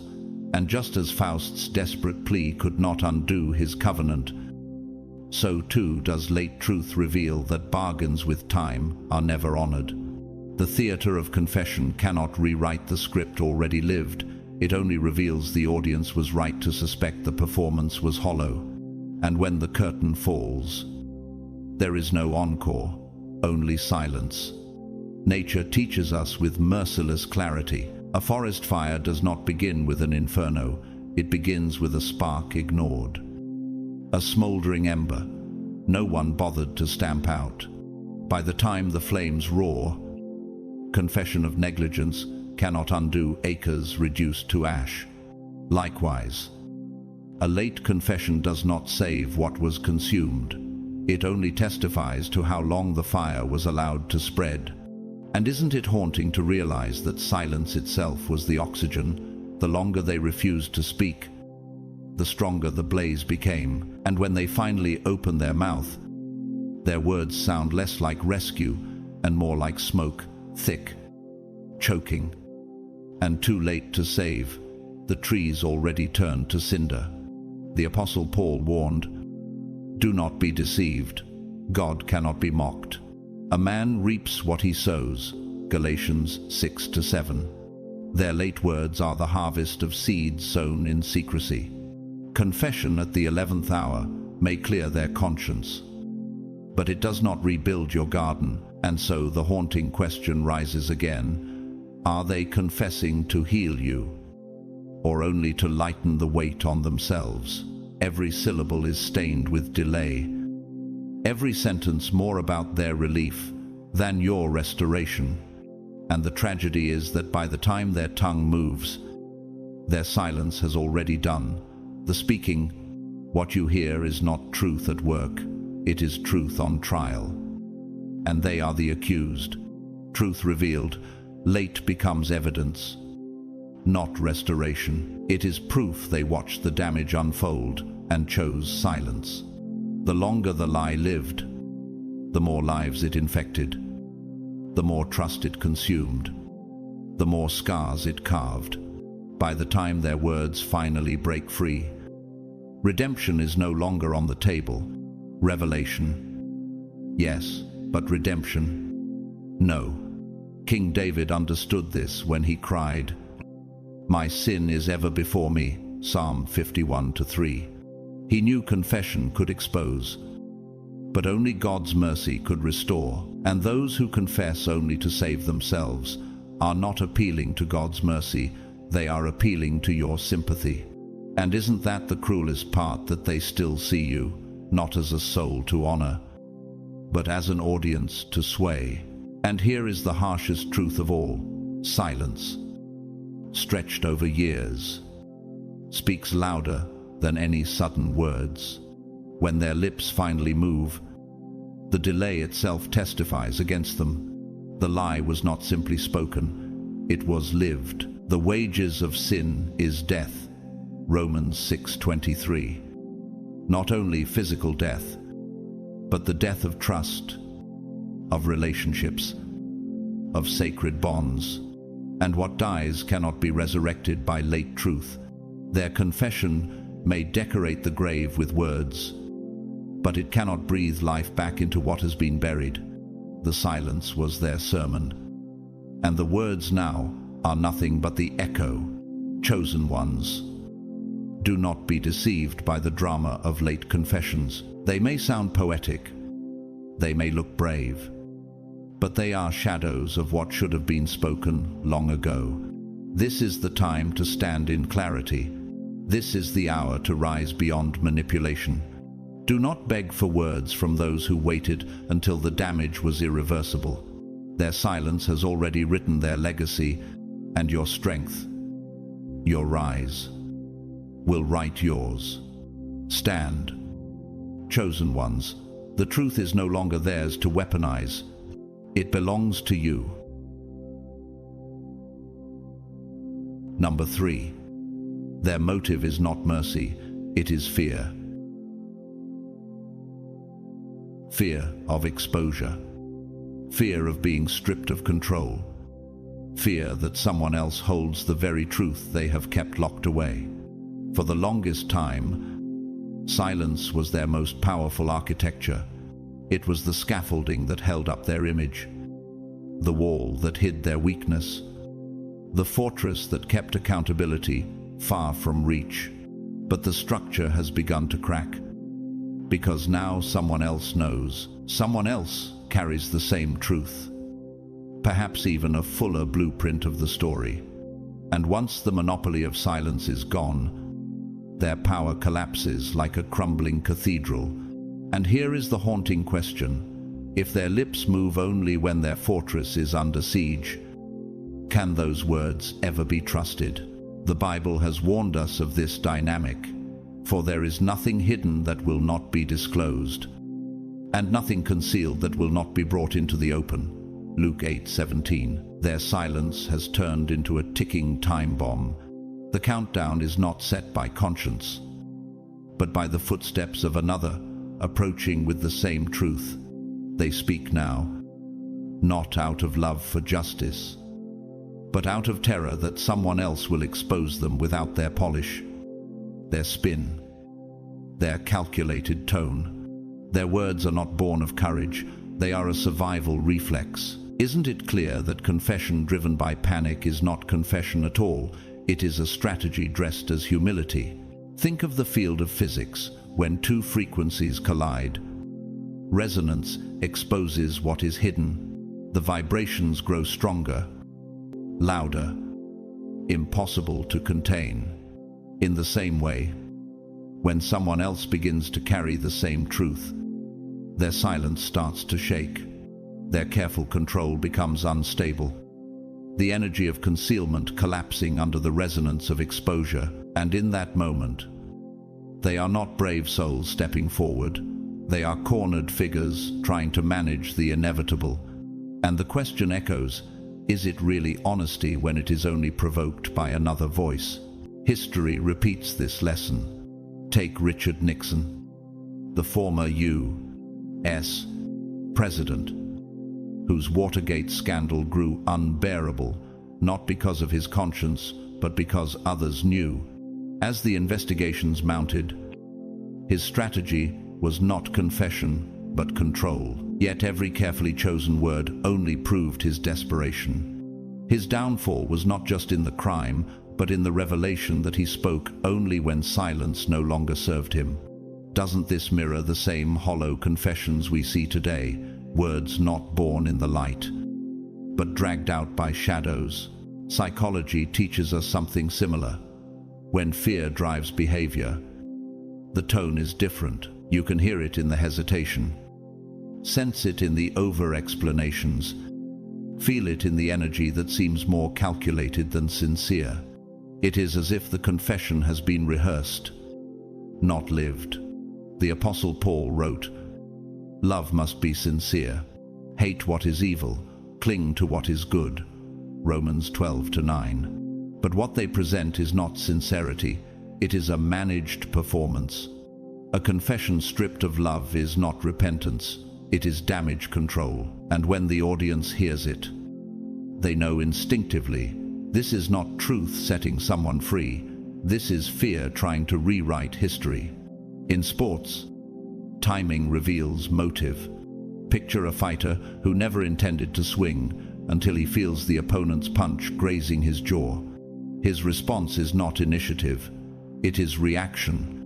This is the psychology of delayed confession. It lands not as victory, but as desperation. And what does that say about the truth they now present? That it was never meant for you. It was only meant to shield themselves. The scriptures sharpen the point again. Whoever conceals their sins does not prosper, but the one who confesses and renounces them finds mercy. Proverbs 28:13. Mercy is not found in racing to beat someone else to the microphone. Mercy is born in brokenness, in integrity, in the willingness to speak when silence still feels safe. And you must ask yourself, if their words only arrive when someone else is about to speak louder, are those words truly for you? Or are they only for them? Also, the words of the artist Salvador Dali, who once remarked, "He who fears perfection will never reach it." He was speaking of art, but it echoes here in spirit. Those who fear exposure never find integrity. Their attempt to polish truth only makes the cracks more visible. They cannot escape the unfinished strokes of their own dishonesty, and in the end, their painting is not a masterpiece, it is a forgery. What they fail to see is this: timing is not neutral. Timing reveals motive. When truth is forced out by fear rather than offered in faith, its very resonance exposes the heart behind it. The Lord weighs the heart. Proverbs 21:2. And hearts weighed down by fear are never mistaken for mercy. The confession may sound poetic. It may dress itself as noble, but its energy betrays it. And isn't that the greatest irony, that in trying to avoid exposure, they only expose themselves more deeply? Chosen ones. This is why you must not be swayed by their sudden rush to speak. Their words are not offerings of love, they are shields of fear. Their timing is proof of panic, not proof of purity. And while the world may applaud their honesty, you must stand rooted in discernment. As Jesus declared, "By their fruits you will recognize them." Matthew 7:16. Look not at their words, but at the fruit of their silence, the years of concealment, the damage allowed to fester. And when you do, you will see the truth clearly. This is not mercy. This is strategy. Stand firm. Chosen ones, the power of exposure belongs not to them, but to God. Number 4. They are hoping truth will be a shortcut to forgiveness. In their mind, confession is a grand gesture, a single dramatic act that should wipe away years of betrayal. They treat it as though honesty itself were a magic key, a transaction where they bring words and you deliver absolution. But can forgiveness ever be purchased so cheaply? If we confess our sins, He is faithful and just to forgive us. 1 John 1-9. Notice, even Scripture points not only to confession, but to God's faithfulness and justice. Something deeper than words must be at work. Their failure is not in speaking truth, but in believing it completes the work. Forgiveness, especially after deep wounds, is not ignited by syllables alone. It is sustained by repentance, humility, and consistency. Anyone can speak, but who can change, produce fruit in keeping with repentance? Matthew 3-8. That fruit takes time to grow, yet they despise time. They do not want to walk the long road of accountability. They want the fast track, the instant gratification of being released from judgment. And here rises the question, if forgiveness is given without transformation, does it heal or does it enable? Their miscalculation is that confession is the hardest step, when in truth, it is the easiest step left to them. A modern voice, Desmond Tutu, the South African Archbishop who chaired the Truth and Reconciliation Commission, he famously said, "Forgiveness does not mean condoning what has been done. It means taking what has happened seriously and not minimizing it." He reminded the world that true reconciliation is not built on shortcuts, but on responsibility. Their strategy ignores this. They want forgiveness as anesthesia, not as healing. They mistake your dignity for your desperation, but you are no longer standing where they left you. This is where their illusion collapses. They imagine their confession will feel like water in a desert, something you would drink without question.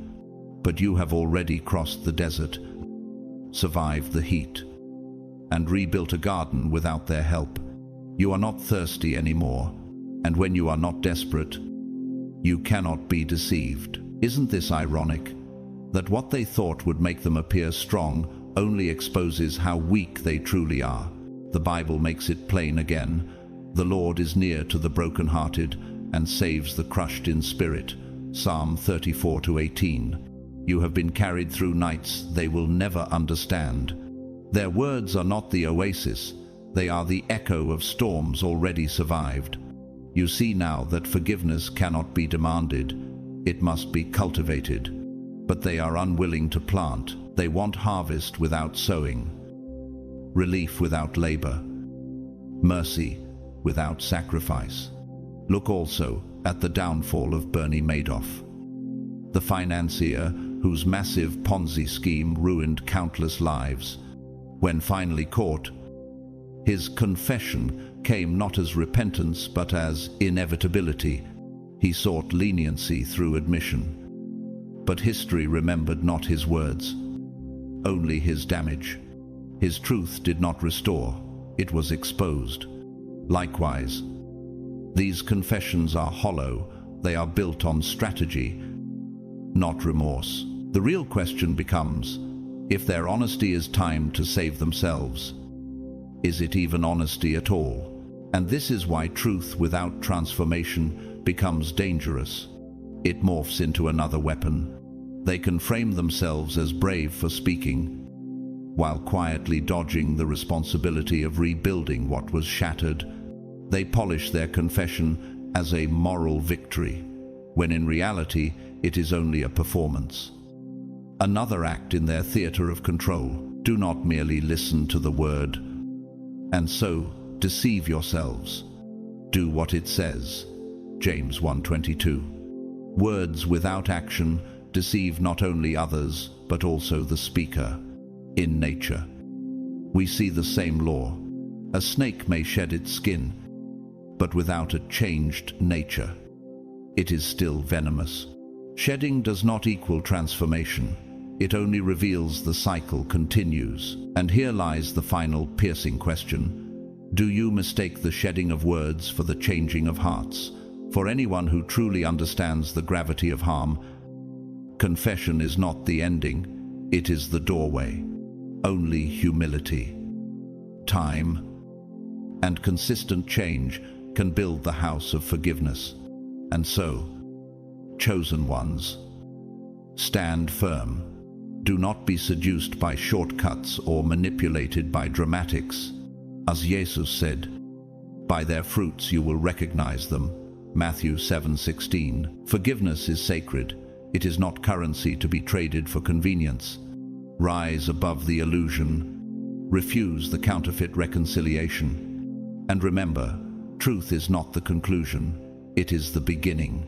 Stand tall, for God has already given you the strength to discern, to rebuild, and to walk free. Number 5. The confession will be crafted, not complete. That is the hidden danger you must prepare your heart for. People who have lived with a lie do not suddenly wake up one morning ready to pour out unfiltered honesty. By the time they choose to confess, they have already rehearsed it like a performance, edited it like a manuscript, and cropped it like a painting. What you will receive is not the whole truth, but the portion that costs them the least. And here comes the sobering question. If truth is filtered to protect the guilty, is it still truth, or is it another form of deceit? The Bible already warned us, a false balance is abomination to the Lord, but a just weight is his delight. Proverbs 11:1. Their confession is rarely balanced. They emphasize details that make them look remorseful, even pitiable, while trimming away anything that would reveal calculated betrayal. Like an artist arranging a gallery, they highlight shadows where it flatters them and erase brushstrokes that betray their intent. And what is left is not justice, it is theater. Nature itself mirrors this reality. Think of a spider weaving its web. The strands glisten in the morning light, almost beautiful. But their purpose is to entrap. In the same way, their confession may shimmer with tears, pauses, and emotional tones. But behind the beauty lies a trap, partial truth designed to catch your trust. Doesn't it strike you as haunting that deception can look so much like sincerity when framed carefully enough? The scriptures press deeper. The heart is deceitful above all things and beyond cure. Who can understand it? Jeremiah 17:9. They may even include fragments of incrimination, just enough to appear authentic. This is the oldest trick of all. Admit to the lesser offense to shield the greater. It is like pruning a tree's dead branches while leaving its diseased roots untouched. The surface looks healthier, but corruption still spreads underground. And here's the question you must wrestle with. When someone confesses selectively, do they want healing or do they only want survival? History teaches this. 2. Take the figure of Henri-Philippe Pétain, the French leader who collaborated with Nazi Germany during World War II. After the war, his defense was that he had acted for the good of France, painting himself as a reluctant hero. But his partial confessions could not mask his complicity. His carefully framed words tried to soften his image. But the verdict of history stripped him of honor. His story proves that partial truth often damns more than silence. The world of theater warns us. In Victor Hugo's Les Misérables, Inspector Javert clings to fragments of law without embracing mercy. While Jean Valjean embodies full transformation, Javert's incomplete perception destroys him because truth without fullness twists justice into cruelty. And isn't that the danger here, that a crafted confession can appear righteous, yet leave behind more destruction than the original lie? The Bible repeats this wisdom. Therefore each of you must put off falsehood and speak truthfully to your neighbor. For we are all members of one body. Ephesians 4:25. Partial truth wounds the body just as much as open lies. Because when you are given fragments, your mind fills in the gaps, often in ways that make them appear better than they truly are. That is exactly their plan, to let you do the work of exonerating them. Nature again whispers this warning. Think of an iceberg. The visible tip is real. Yes, but beneath the water lies the mass that sinks ships. Their confession may give you the visible tip, but it withholds the mass that would shatter your trust forever. Isn't this the cruelest form of manipulation? To let you believe you see it all while hiding the part that matters most. And this is why Scripture urges, be wise as serpents and innocent as doves. Matthew 10:16. You must discern the crafted narrative from the complete truth, for they will sprinkle emotion like salt, hoping it seasons the story enough to taste authentic. But authenticity is not found in fragments. It is revealed only in fullness. A confession that protects the self is not bravery. It is still self-interest in disguise. Chosen ones, this is where you rise. Do not fall for curated snapshots or crafted narratives. Forgiveness cannot be traded for half-truths. Healing cannot be built on hidden foundations. As Jesus said, you will know the truth, and the truth will set you free. John 8:32. Freedom does not come from fragments, it comes from fullness. Stand tall, refuse the counterfeit, and demand integrity. The world may applaud their half-confession, but heaven waits for your discernment. Rise. Now, the stage no longer belongs to them. It belongs to you. Number 6. They do not want to clear your name. They only want to clear their conscience. That is the razor-sharp difference many people miss. On the surface, it may appear noble, like they are finally defending you, setting the record straight, or undoing the damage their silence caused. But look deeper. Their mission is not justice for you, it is relief for themselves. Each of us will give an account of ourselves to God. Romans 14:12. The burden of truth has begun to press on them, not because they love you, but because they can no longer bear its gravitational weight. Think of architecture. A foundation built on cracks may hold for years, but eventually the stress fractures demand repair. Their silence has been that cracked foundation over time. The psychological pressure has built like a collapsing arch under too much weight.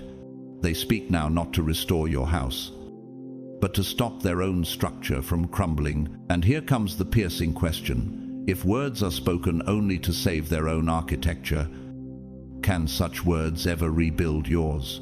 Psychology calls this displacement. They shift the weight of guilt off their chest and drop it onto yours. Their confession is not a restoration, it is an offloading. Confess your sins to each other and pray for each other so that you may be healed. James 5:16.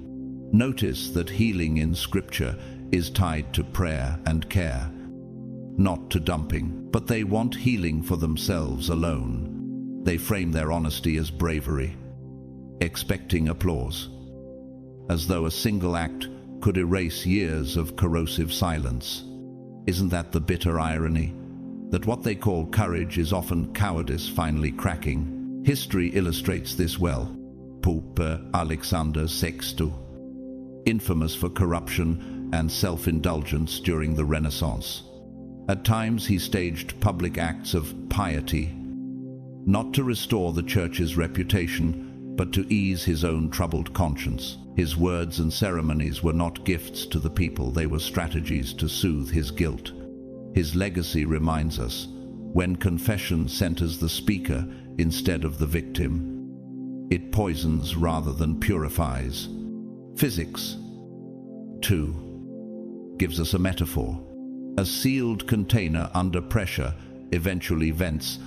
The release of steam is not an act of service, it is survival. In the same way, their confession is not about clearing your reputation, it is their vent, their relief. And you must ask yourself, if truth arrives only when silence becomes unbearable for them, is that truth meant to set you free, or only to set them free? The scriptures speak again. Woe to you, teachers of the law! You clean the outside of the cup and dish, but inside they are full of greed and self-indulgence. Matthew 23:25. Their confession has the shine of righteousness, but its core is selfishness. They want the world to view them as the one who stepped in when it mattered. Even though everyone with discernment can see the timing, it only mattered when they started feeling the consequences of silence. Their words are not courage, they are cosmetics. Think of nature. A volcano does not erupt to nurture the valley. It erupts because the pressure inside becomes unbearable. Its release may reshape landscapes, but it does so violently, leaving scars. Their words carry the same energy they erupt, not to heal you, but because their own silence has become too heavy to contain. And here is another haunting question. Is this courage, or is this simply an explosion timed for their own relief? Voices from modern culture testify to this. The psychologist Carl Jung once said, "People will do anything, no matter how absurd, to avoid facing their own soul." Their confession is exactly that. It looks like honesty, but is truly avoidance. Instead of facing the weight of their delay, they shift it onto you. And once more, the question rises, are they giving you the truth? Or are they simply giving themselves a lighter conscience at your expense? The Bible settles the matter. The Lord detests lying lips, but he delights in people who are trustworthy. Proverbs 12:22. Trustworthy people tell the truth, not when it hurts them, but when it helps protect others. True courage is to speak when silence could still shield you, not when silence is already unbearable. By speaking late, they seek to wear the badge of heroism while avoiding the cost of integrity. Chosen ones. This is why you must discern. Their confession is not a gift, it is a shifting of weight. Their words are not courage, they are self-preservation cloaked in poetry. Do not be deceived by hollow theatrics. Stand in clarity. For heaven has already vindicated your name. The truth will set you free. John 8:32. Not their edited truth, not their timed truth, but God's full truth. Rise. Chosen ones, the stage no longer belongs to their conscience. It belongs to your calling. Number 7. They are only speaking because silence has become dangerous. For years, silence was their shield. It protected their image, safeguarded their reputation, and kept them in good standing with the right people. It was never about loyalty, morality, or conviction. It was about convenience. Their silence functioned like a mask, allowing them to move freely, untouched by suspicion. But masks always crack. And now, the same silence that once sheltered them has begun to suffocate. The question presses in, if their lips move only when silence endangers them, can their words ever carry the weight of sincerity? Scripture makes this plain. There is nothing concealed that will not be disclosed, or hidden that will not be made known. Luke 12:2. Whispers have begun to spread. The walls of secrecy are thinning, and the rumor of exposure has turned silence into quicksand. Once, their muteness painted them innocent. Now, the very same muteness makes them look guilty. Suddenly, what they once cherished as their safest weapon now threatens to choke them. And isn't it striking that the very silence they trusted has become their enemy? This is why their sudden honesty cannot be mistaken for awakening. It is not a burst of conscience, it is the cold logic of survival. They frame their confession as if the weight of guilt finally became unbearable. But you know the truth. They lived comfortably with guilt until it threatened their comfort. The heart is deceitful above all things, and desperately sick. Who can understand it? Jeremiah 17:9. Their motive is not to restore truth, but to protect themselves. Does that sound like courage or calculation? History gives us an example of the same pattern. Take Enron executive Andrew Fastow. For years, silence preserved his power and wealth. But when investigations grew hotter, he suddenly cooperated, not to seek justice, but to reduce his own sentence. His silence served him until it became dangerous. Then words became a survival tool. The result, his legacy is not redemption, but disgrâce. His story warns us. Words born from pressure never cleanse, they only expose. In the world of art, truth about motive has been illuminated. The painter Francis Bacon once confessed, "The job of the artist is always to deepen the mystery." But here, the mystery isn't profound, it's manipulative. They deepen the mystery of their motives by cloaking fear as courage. Their words, like a distorted painting, are engineered to make you see what isn't there. And the haunting question rises again. If they reveal only when exposure threatens them, are they revealing truth or simply rewriting fear as virtue? The scriptures cut through again. Woe to you, you are like whitewashed tombs, which look beautiful on the outside, but on the inside are full of the bones of the dead. Matthew 23:27. Their confession, painted with careful words, is nothing but whitewash. What lies inside is still fear, still guilt, still self-preservation. They want to look like the brave one who finally stepped up, when in fact they are just the frightened one who finally lost the luxury of silence. Think of nature. A turtle stays hidden inside its shell when danger is distant. But when smoke fills the air and fire closes in, it pokes its head out, not from bravery, but from desperation. Their words are like that turtle's movement, not a noble risk, but an instinct to survive. And isn't that the danger? That their timing can fool outsiders into thinking it is sincerity, when in fact it is nothing more than panic disguised as principle. The Apostle Paul warned us, "For such people are false apostles, deceitful workers, masquerading as apostles of Christ."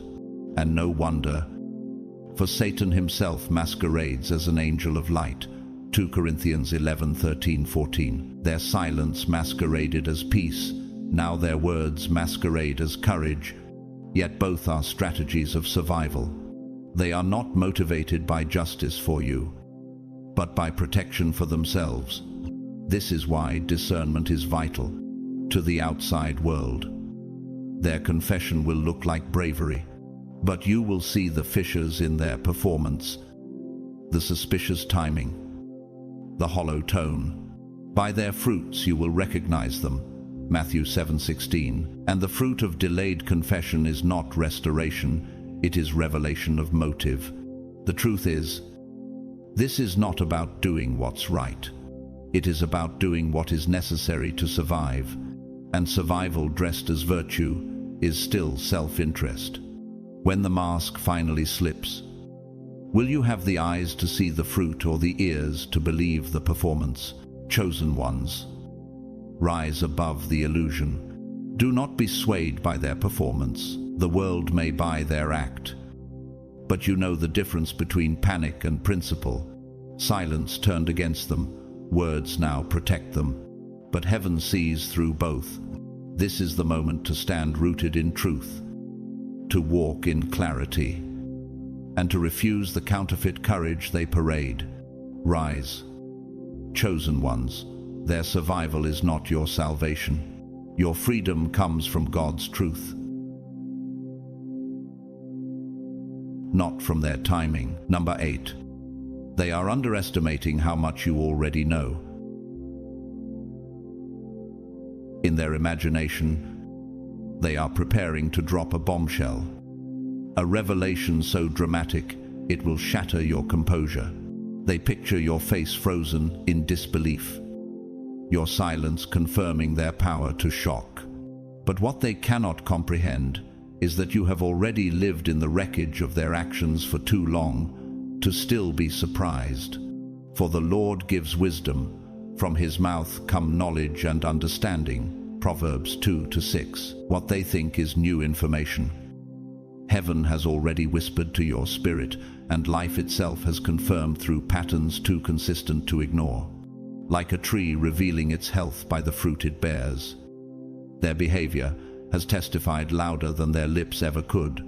Lies contradicted lies.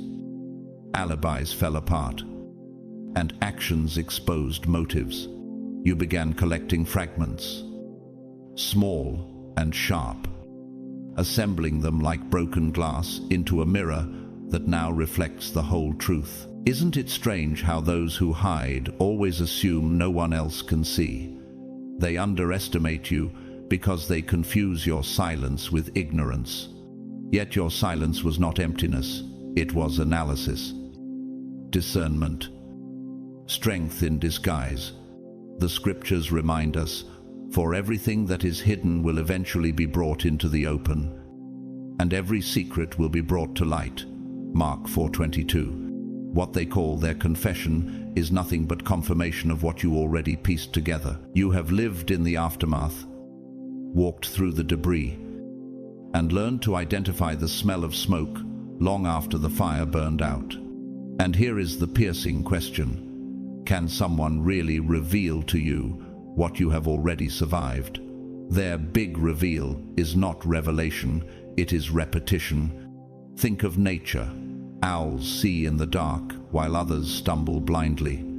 Over time, you became like the owl, shaped by the shadows, trained to see in silence. They think they are handing you pieces, but you've already been flying silently above, watching the patterns they thought were invisible. Isn't that the irony? That survival in darkness made you sharper than their carefully timed speech ever could. In culture, the stage has spoken this truth. In Arthur Miller's play, The Crucible, confessions were demanded in Salem, not to reveal reality, but to confirm accusations already known. The people who confessed thought they controlled the narrative, but their words only exposed how far truth had already outrun them. This is the same dynamic here. They believe themselves the storyteller, when in fact, they are only a late actor reading lines in a play whose ending you already know. By their fruit you will recognize them. Matthew 7:16. You saw the repetition of behaviors, the slip-ups in their tone, the tremors in their silence. Experience became your teacher, sharper than any confession they could craft. What they don't understand is that knowledge born of lived experience is often purer than knowledge born of words. And here's the haunting question: if you already saw the truth in their actions, what power could possibly remain in their belated confession? The world of science calls this pattern recognition, a survival mechanism hardwired into the human brain. Just as animals sense predators long before they are visible, your spirit sensed the predator of deceit long before their lips moved. They underestimated you because they mistook stillness for blindness. Do not be deceived. God cannot be mocked. A man reaps what he sows. Galatians 6-7. And what they sowed in secret, you already harvested in awareness. Nature testifies again. The tide reveals what the waves once concealed. Seashells, driftwood, and even the bones of the deep are laid bare when the waters recede. In the same way, time itself revealed their hidden pieces without their permission. Isn't it clear? You didn't need their words to see, you only needed endurance. So, when they finally speak, expecting to see you unravel, they will instead meet calm, not because it doesn't matter, but because you adjusted long ago. Their dramatic truth will feel like a rerun of a show you have already watched too many times. The scriptures affirm this. You will know the truth, and the truth will set you free. John 8:32.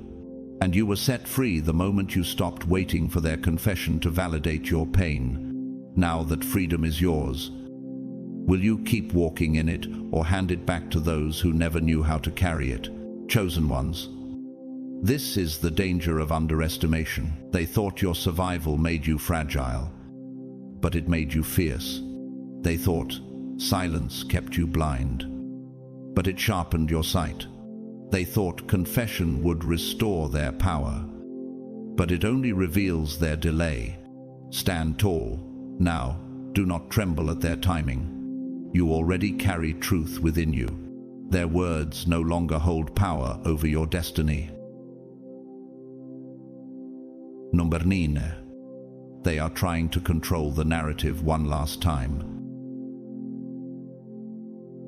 Even in the very moment when they claim to be coming clean, they cannot resist the urge to manipulate how the story is told. Their truth arrives dressed, staged, and filtered. They lace their confession with strategic omissions, subtle distorsion, and carefully placed emotional triggers designed to make you see them through softer light. It is not truth. They are architects rearranging bricks to build a facade, hoping the structure will look whole even as the foundation crumbles. And here is the pressing question. If the story must be edited to make them look better, is it confession or is it choreography?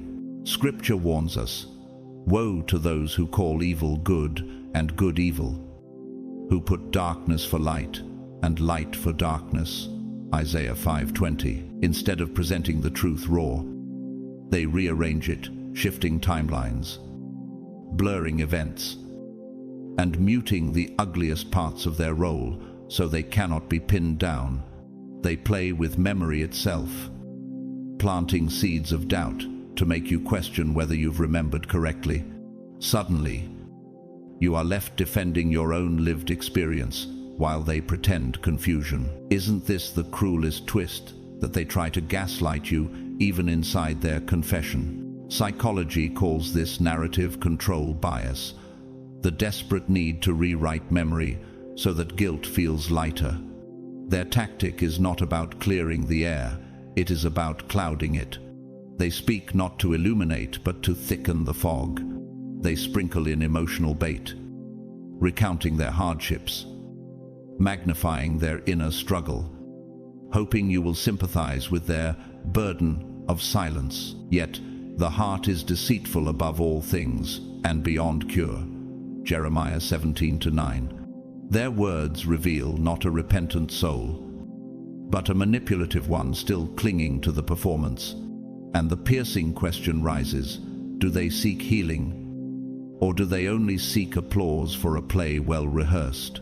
History gives us proof of this same pattern. King Leopold II of Belgium, he painted his colonization of the Congo as a civilizing mission, planting seeds of sympathy by claiming he carried the white man's burden. In reality, it was exploitation drenched in cruelty. His narrative manipulation allowed him to hide atrocities for years, but history has stripped his mask, proving that control of the story never equals innocence. Doesn't that echo the very performance you see now, words framed to sound noble while hiding deliberate betrayal? Science mirrors this truth. In physics, a prism bends light, splitting it into fragments of color. The light is real, but distorted, refracted, no longer whole. Their confession works the same way. pieces of truth bent just enough to produce an image that flatters them. But can fractured light ever reveal the true shape of the source? In your heart, you already know the answer. The scriptures strike again: do not lie to each other, since you have taken off your old self with its practices. Colossians 3-9. Yet they prefer to wear costumes, casting themselves as reluctant participants instead of willing betrayers. They want the final record to reflect not that they withheld the truth, but that they agonized over it, protected certain people, or waited for the right time. In reality, this is not agony, it is an agenda. And isn't the real tragedy that even at the end, they choose performance over purity? Think of nature. A chameleon changes its colors not to transform its essence, but to survive exposure. Their confession works the same way, not a change of heart, but a camouflage of guilt. Nothing in all creation is hidden from God's sight. Everything is uncovered and laid bare before the eyes of him to whom we must give account. Hebrews 4:13. They can blur details, shift shades, and twist narratives. But before heaven, every detail stands in full clarity. Voices in the modern world echo this wisdom. The Italian writer Umberto Eco once wrote, "To survive, you must tell stories." Indeed, they survive by storytelling, by controlling the narrative. But survival is not the same as salvation. Their story may gain them temporary sympathy, but it cannot erase the weight of their betrayal. The question for you becomes, will you let their story define reality, or will you stand in the truth already revealed by the fruit of their actions? Ultimately, the need to reshape the narrative exposes them more than it protects them. It proves control was always the goal, not truth, not accountability, and certainly not your healing. Their confession is less about closure and more about clinging to the scraps of an image already lost. By their fruit you will recognize them. Matthew 7:16. And their fruit is manipulation, not repentance. Chosen ones, rise above the fog. Do not mistake performance for purity. Their words may bend like light through a prism, but the God of truth shines unbroken. Stand firm, for your healing is not in their confession, but in God's clarity. Do not let their last attempt at control become your cage. Rise now. The stage of truth belongs to you. Number 10. The truth will cost them more than the lie ever did. For years, they lived sheltered under the fabric of silence, a protective covering that allowed them to move freely without bearing the weight of their own actions. The lie, or the absence of truth, functioned like a carefully stitched garment masking flaws, covering stains, and presenting an image that seemed untouchable. But garments are thin, and when truth slips past their lips, the covering shreds. Be sure your sin will find you out. Numbers 32-23. Their silence could disguise, but it could never erase. What they don't realize is that the price of truth is rarely private. It is public, messy, and irreversible. The lie chipped at their conscience like a slow erosion, but the truth crashed like an avalanche fast, loud, and impossible to contain. Reputations that took decades to build will crumble in seconds. People who once trusted them will look again with suspicion. Friends will quietly step back. Allies will feel betrayed, not just by the act, but by the long silence that followed. And here comes the cutting question. When truth becomes the very sword that severs the ties they sought to protect, was the lie ever worth it? Scripture affirms this pattern. For whatever is hidden is meant to be disclosed. and whatever is concealed is meant to be brought out into the open. Mark 4:22. Once the truth emerges, it doesn't just whisper, it shouts. Invitations will dry up. Doors once open will be locked, and opportunities will vanish. The image they curated so carefully will collapse like a house built on sand. The rain came down, the streams rose, and the winds blew and beat against that house, and it fell with a great crash. Matthew 7:27. Isn't that ironic? The very storm they tried to avoid with silence is the storm they created with delay. History confirms the devastation of delayed truth. Lance Armstrong, once celebrated as a global hero in cycling, his carefully maintained lie of innocence gave him sponsors, glory, and admiration. But when the truth surfaced that his victories were built on systematic cheating, the fall was catastrophic. Stripped titles, lost endorsements, public shame. His confession came too late to save his reputation. Doesn't his story reveal that truth delayed is not redemption, but ruin? Psychology also tells us that people cling to lies because lies maintain equilibrium. In their mind, the lie is the control system, the stabilizer. But truth disrupts equilibrium like an earthquake shifting tectonic plates. Once spoken, it reshapes every relationship, every perception, every opportunity. Do not be deceived. God cannot be mocked. A man reaps what he sows. Galatians 6-7. They sowed deception for years, and now they must reap exposure. And the haunting question presses, can anyone truly carry the weight of a truth revealed too late? The example of a villain illustrates this further. Think of Elizabeth Holmes, the founder of Theranos. For years, her lies about revolutionary blood testing technology gave her wealth, admiration, and access to powerful rooms. But when the truth surfaced that the technology never worked, the collapse was merciless. Her billion-dollar empire dissolved. Her reputation crumbled, and she now faces the weight of prison.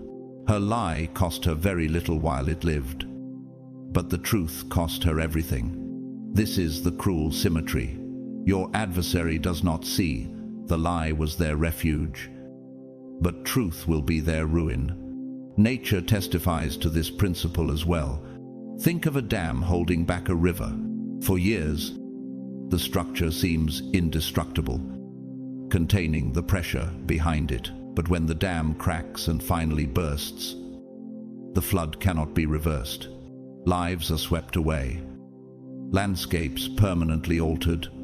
Isn't this the picture of their silence? It seemed strong until the truth, like water, demanded release. Once released, there is no putting it back. The scriptures echo again. The wages of sin is death. Romans 6:23.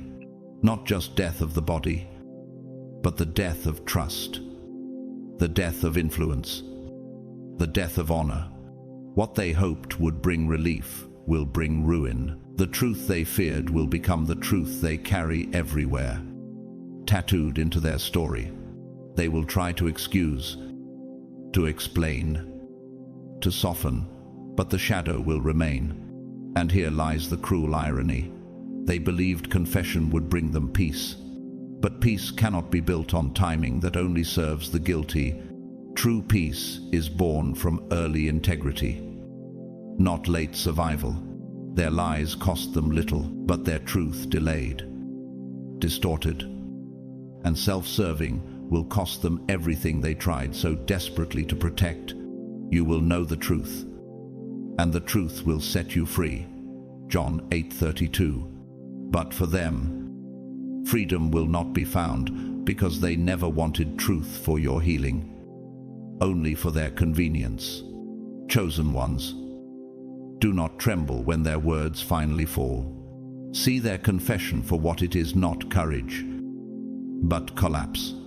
Their truth does not shackle you, it shackles them. Stand tall, for heaven has already judged in your favor. Let their story unravel. For your story is being rewritten by the author of truth himself. Rise, chosen ones. The truth that costs them everything will only confirm the freedom that was already yours. Number 11. They don't want you free.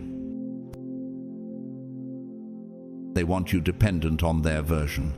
This is one of the most calculated traps in the game. When someone finally decides to release a truth they've held hostage for years, they rarely give it as liberation. Instead, they package it as a favor. They want you to believe that without them, you'd still be wandering blind. That your clarity, vindication, and peace exist only because they chose to open their mouth. And here rises the piercing question. If truth must come chained to their control, is it truth at all, or just another form of captivity?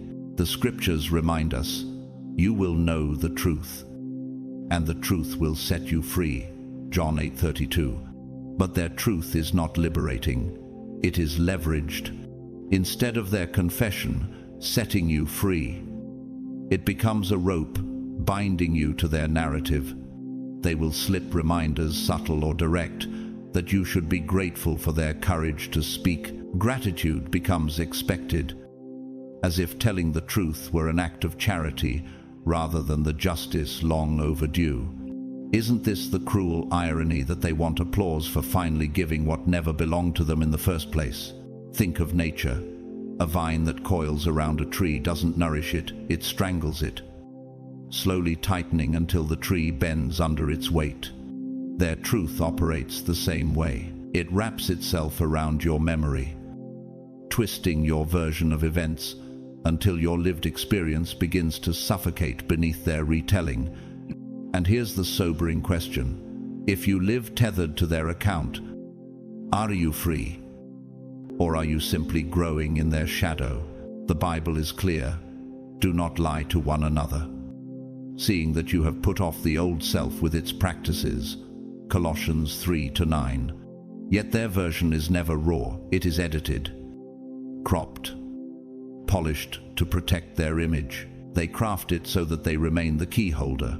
If you dare to challenge, they accuse you of being ungrateful, dismissive, or too bitter to accept their effort.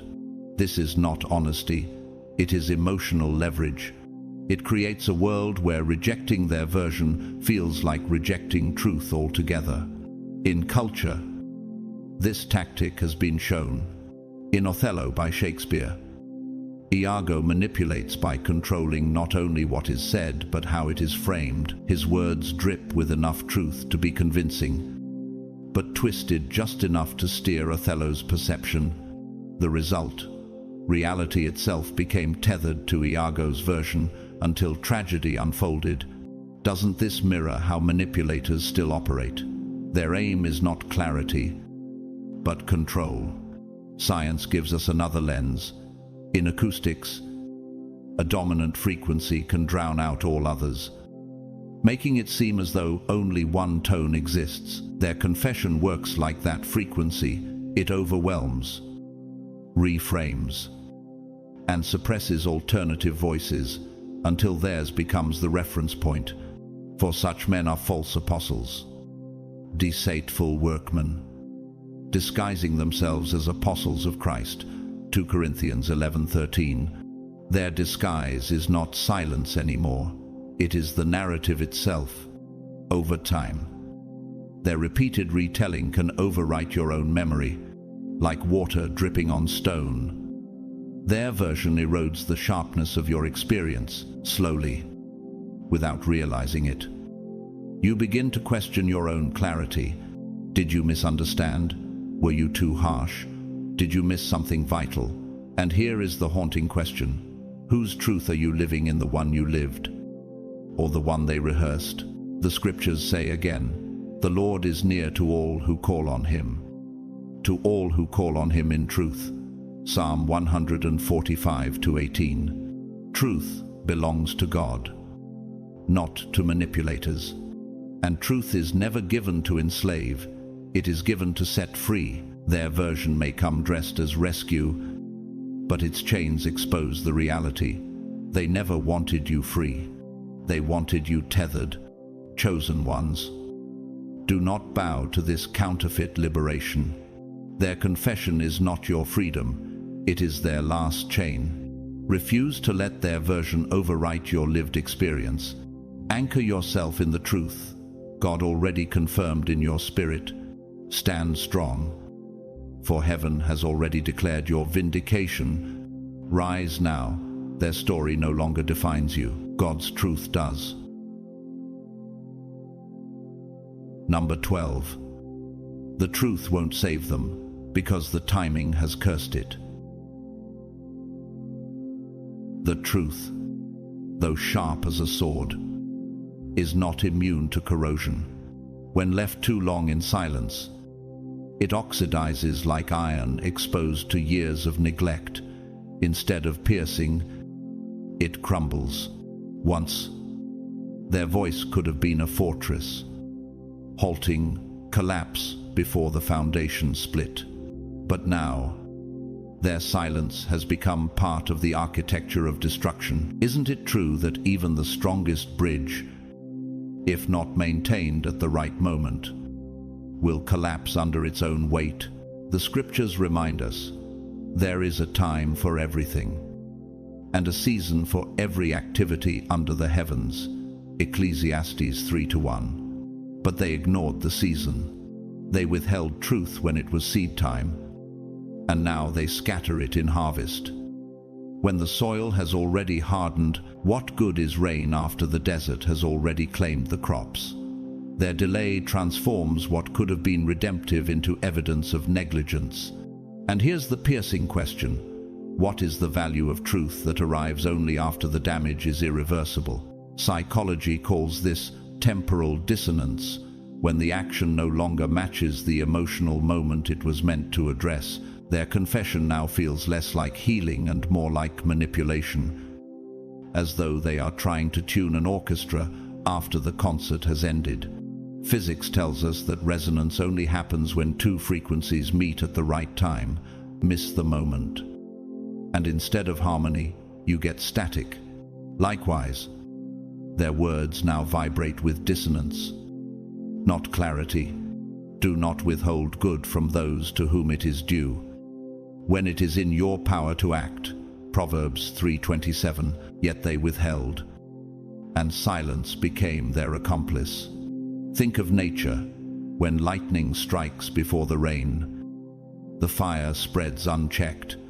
Later, rain cannot erase the damage. It only proves that help came too late.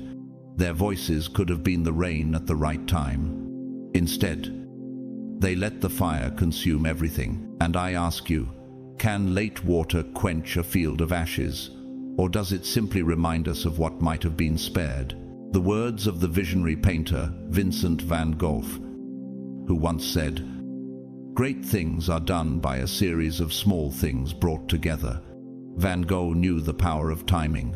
The brush stroke added at the right moment creates beauty. But if delayed, the canvas dries, and the stroke distorts. Their truth is like that delayed brushstroke, no longer art, but smudge. The Bible speaks again: whoever knows the right thing to do and fails to do it, for him it is sin. James 4:17. Their silence was not neutral, it was a sin of omission, a choice that shaped outcomes. They could have prevented betrayals, misunderstandings, or losses, but they chose the comfort of quiet. And now, every word they speak will be measured not by content, but by absence. Isn't it haunting to realize that sometimes silence speaks louder than confession? Science gives us another picture: entropy. The law of disorder always increases with time. When truth is delayed, it becomes like energy lost to heat, irretrievable, wasted. no longer able to do the work it was meant to do. Their confession is entropy, it signals not renewal, but decay. The night is far gone, the day is at hand. So then, let us cast off the works of darkness. Romans 13:12. But they clung to night until morning came. And now their attempt to speak sounds like shadows, not light. In leadership, timing defines credibility. Howard Schultz, former CEO of Starbucks, once said, "In life, you can't have everything at once. You need to understand the timing and the order of things." He understood that timing is architecture. It frames whether a decision builds or crumbles. Their words now are out of order. They arrive like scaffolding erected after the building has already collapsed. And can broken walls ever be rebuilt by beams brought too late? The scriptures affirm again, "For we cannot do anything against the truth, but only for the truth."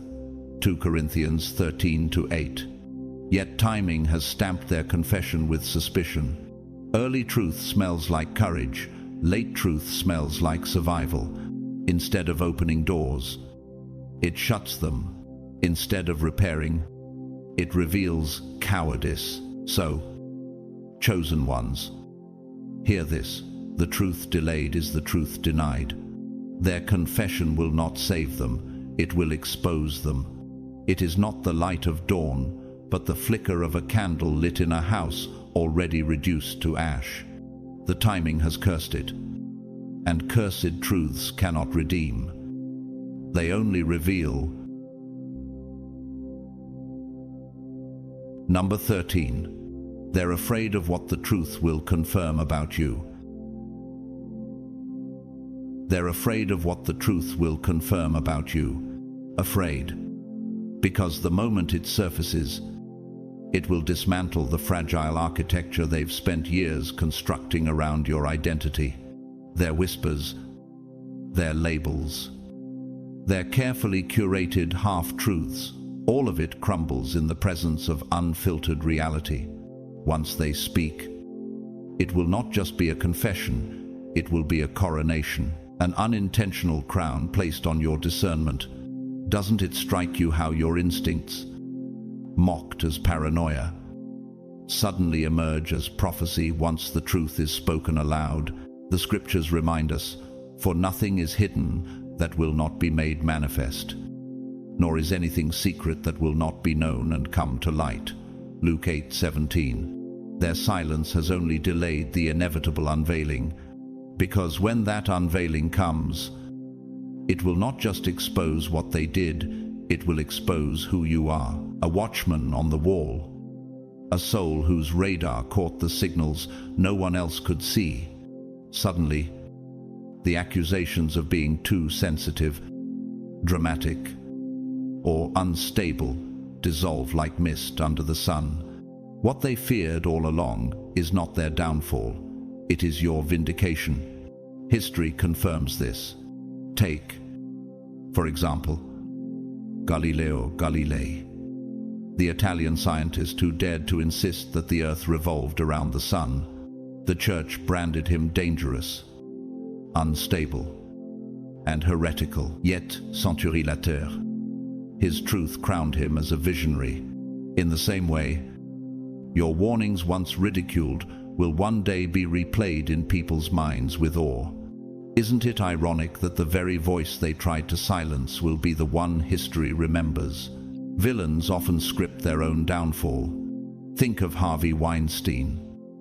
Once one of the most powerful figures in Hollywood, for decades, he silenced accusations, buried whispers, and used fear to protect his empire. But when the truth finally surfaced, it didn't just ruin him, it vindicated the women who had been dismissed, ignored, or labeled as troublemakers. The same principle applies here. The exposure they fear is not only their collapse, but your elevation. Isn't it striking how the very truth they tried to bury becomes the crown on the heads of those they tried to discredit? Your discernment is dangerous because it rewrites the balance of power. Once people realize you were right all along, every future warning, every gut feeling, every quiet observation you share will carry amplified weight. Those who once doubted you will remember. You saw clearly while they were blind, and that memory will haunt your adversaries. Because how do you discredit someone who has already been vindicated by history? Leadership thinker John Maxwell once said, "Credibility is a leader's currency. With it, you are solvent. Without it, you are bankrupt." Their fear is this: when the truth validates you, you become solvent in the eyes of all. Your credibility rises like a tower, while theirs collapses into rubble. That's why they drag their feet, why they stall, why they cloak themselves in silence. To them, your vindication is worse than their exposure. The Bible confirms it again. You shall know the truth, and the truth shall set you free. John 8:32. But notice it sets you free, not them. For them, truth is chains. For you, it is wings. The moment truth confirms who you are, it not only clears your name, it establishes your authority. It builds a foundation upon which your future influence will stand unshakable. So hear this, chosen one. Once that moment comes, they will never again hold the power to make you doubt yourself. Their fear has never been about truth destroying them. It has always been about truth crowning you. Number 14. The truth won't redeem them. It will seal their legacy. The truth will not redeem them. It will cement their legacy in stone. They imagine that when they finally open their mouths, their words will echo as courage, painted as the noble act of one who eventually chose integrity. But history is not written in sympathy. It is carved in cause and consequence. The moment the confession escapes their lips, they will not stand in the light as a savior, but as the shadowed figure who forced the world to wait too long. People will not replay their trembling tone of relief. They will replay the years of manipulation, silence, and deceit that made this moment necessary. In the courtroom of eternity, the verdict was decided long before their lips moved. The scripture already gives us a haunting picture. Be sure your sin will find you out. Numbers 32-23. That verse is not a whisper of possibility, but a law of inevitability. Their confession does not erase the wreckage. It only illuminates the trail of fire they left behind. The headlines written on the hearts of those they wounded will not declare, "At least they told the truth," but rather, they were the reason truth had to be dragged into the light at all. Their names will echo not as martyrs of honesty, but as monuments of delay. How much damage must be piled up before someone admits what they've done? And when the truth finally comes, will anyone still be listening? Nature itself echoes this law. A tree that grows for decades in poisoned soil will not suddenly bear sweet fruit because the gardener admits he neglected it. A river blocked for years by a dam of corruption does not cleanse itself simply because the architect admits his error. The stagnant waters remain polluted, just as owls hunt silently in the dark, yet leave undeniable remains of their feast. The damage done in hiddenness cannot be erased by late words. And like the eclipse that darkens the sun, their silence overshadowed the light for too long to be forgotten. Art has warned us of this. In Shakespeare's Macbeth, Lady Macbeth believed washing her hands could cleanse the bloodstains of guilt, yet the audience knew her stains were not on the skin, but on the soul. Likewise, when the long-silenced truth finally surfaces, it will not cleanse the guilty. It will expose the permanence of their stain. Confession in delay does not reset the scoreboard. It freezes it forever. And once frozen, That record becomes a testimony no generation can ignore. Is it possible that their moment of honesty becomes nothing more than a monument to their cowardice? The prophet Isaiah once declared, "Woe to those who call evil good and good evil, who put darkness for light and light for darkness." Isaiah 5:20. That is the gap history will remember. The gulf between the moment they could have spoken and the moment they finally did, and that gap will scream louder than their confession ever could. Their redemption moment will not be remembered as courage, but as proof of their cowardice. A timestamp of how long integrity was denied. The delay itself becomes a scar on the collective memory of those who suffered in their silence. What they fail to grasp is this: truth does not always wash you clean. At times, truth is the permanent ink that writes your epitaph. Once spoken, it becomes an indelible inscription. No rewriting, no revision, only the mark of being the reason truth had to crawl through shadows before it reached the light. Doesn't this echo what Paul said in Galatians 6-7? Do not be deceived. God cannot be mocked. A man reaps what he sows. And when the harvest of deception comes due, no confession can change the crop. So when at last they speak, it will not be to liberate you. It will be to protect the fragments of their own image. Their silence was a choice. Their delay was a calculation. Their confession will always be constructed to tether you to their narrative, not to set you free. The scars will remain. The damage will remain. The memory of years lost will remain. And in the end, it will confirm the truth. You always knew that freedom was never their goal. They wanted you bound. But when truth finally tears through their carefully built walls, their power dissolves, and their legacy is sealed forever. And when eternity remembers, it will not record their words, but their waiting. When their legacy is sealed, will yours be defined by their chains or by the freedom you chose long before they spoke? This is the hour when the chosen must rise. For your vindication is not in their confession, but in God's eternal justice. As Jesus declared, you will know the truth, and the truth will set you free. John 8:32. Stand tall. Chosen one. Their silence cannot hold you any longer. Your story is not chained to their delay, but lifted by the one who writes in eternal light. Chosen ones. This is where the weight of the message comes to rest. The truth they delayed will never be remembered as courage. It will be remembered as absence. Their silence created scars that no confession can heal, and their legacy is now written in the ink of delay. But you, beloved, are called to a higher place. You are not defined by the cowardice of others. You are defined by the God who said, I am the way, the truth, and the life. John 14:6. That truth cannot be silenced, and it cannot arrive too late. Do not tether your destiny to the ones who only speak when cornered. Anchor your soul in the one who spoke before the foundation of the world.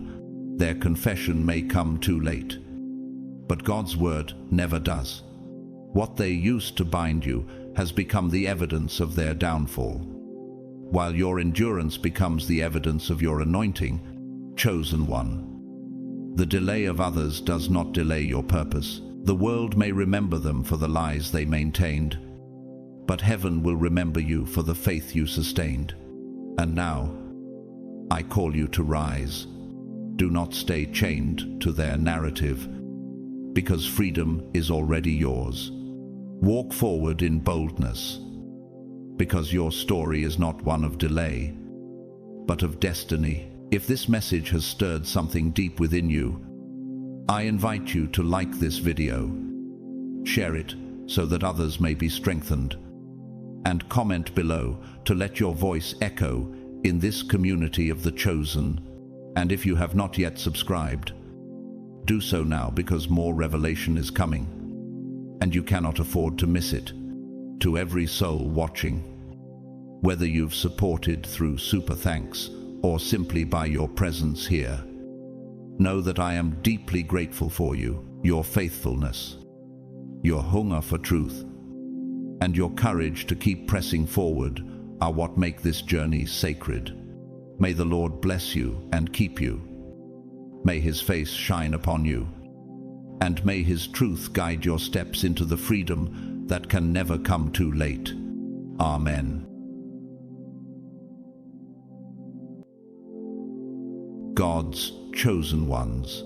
Something is stirring in the unseen, and I can already feel the weight pressing on your spirit. Have you ever walked into a moment and sensed that the air itself was holding its breath? That is what the third week of September carries. This is not just another date on the calendar. This is history tightening its grip, destiny pulling its thread, and a warning so strange that most of the world will miss it completely. While they laugh, scroll, and shrug, you set apart by heaven will feel the tremor immediately. Comment 777 below if your spirit has already been sensing this shift. And before we step deeper, I want to pause and say thank you to every single one of you who has stood with this channel, whether through a word, a prayer, or even a super thanks. Your presence here matters more than you know, because what I'm about to reveal is not ordinary. It is a countdown already ticking, a warning no one saw coming, and if ignored, it could alter the alignment of what God is preparing next in your life. So, lean in, because the deeper we go, the more the hidden signs of September will unfold before your eyes. God's chosen ones. The strange warning for third week of September that no one saw coming.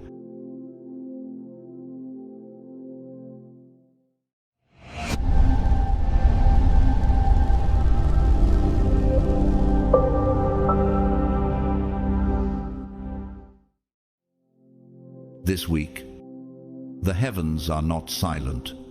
The moon, which has long been a witness of divine mysteries, refuses to rest quietly. Not once, not twice, but 3 distinct times its pull collides with unseen currents, bending the spiritual atmosphere like metal under fire. The air grows dense, charged like a storm gathering before it breaks. Each night builds upon the last until the pressure becomes almost unbearable. What you cannot trace with your natural eyes, you will surely discern in your spirit, an intensity that shakes your rest, a current that refuses to be ignored. The silence of creation becomes thunderous, urging you to pay attention. Even the stars seem to strain against their positions, as though creation itself waits for your awakening. Is it possible that this is no ordinary week, but a carefully measured initiation? The pattern feels almost ceremonial, as if the moon itself orchestrates a 3-step rite, forcing you to confront the very attachments, beliefs, and hidden fears you had hoped to bury. Scripture reminds us, "For nothing is hidden that will not be made manifest, nor is anything secret that will not be known and come to light." Luke 8:17. Could this be the moment when what was once concealed now demands exposure? The trials of this week act like a mirror polished by fire, forcing you to see what you once refused to face. Even nature testifies, just as the seed must break apart in darkness before it can emerge into light, so too must your hidden places rupture, so new life can grow. The deeper you journey into these days, the more suffocating the tension becomes. The atmosphere will not relax. It contracts and presses, insisting upon decision and movement. It is the very embodiment of what Paul wrote, "We are hard-pressed on every side, but not crushed, perplexed, but not in despair. 2 Corinthians 4-8. Just when you believe you understand, the unexpected collides with your plans.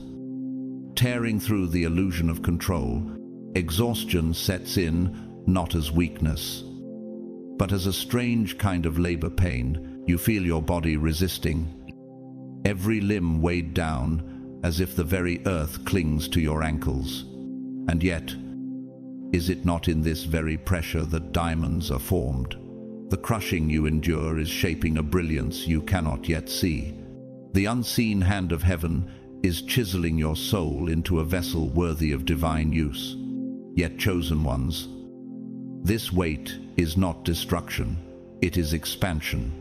You are being stretched to hold something greater than your history has ever contained. Like a balloon trembling on the edge of bursting, your spirit groans to contain more of heaven's frequency. Could it be that the very discomfort you dread is proof that you are about to be entrusted with a greater measure of glory? And no one pours new wine into old wineskins. Mark 2:22. Perhaps your very soul is being restructured into a new wineskin, capable of holding what God is about to release. The ache in your spirit is like the stretching of canvas before the artist's brush, preparing you for a masterpiece. This is not punishment, but promotion. Not collapse, but capacity building. What feels unbearable today will be the very strength that carries you tomorrow. The testimonies of the world echo this truth. The painter Vincent van Gogh, though often tormented by inner storms, once declared, "Normality is a paved road. It's comfortable to walk, but no flowers grow on it." Like him, you may feel torn apart, yet it is in this tearing that beauty begins to take root. But there is also a warning.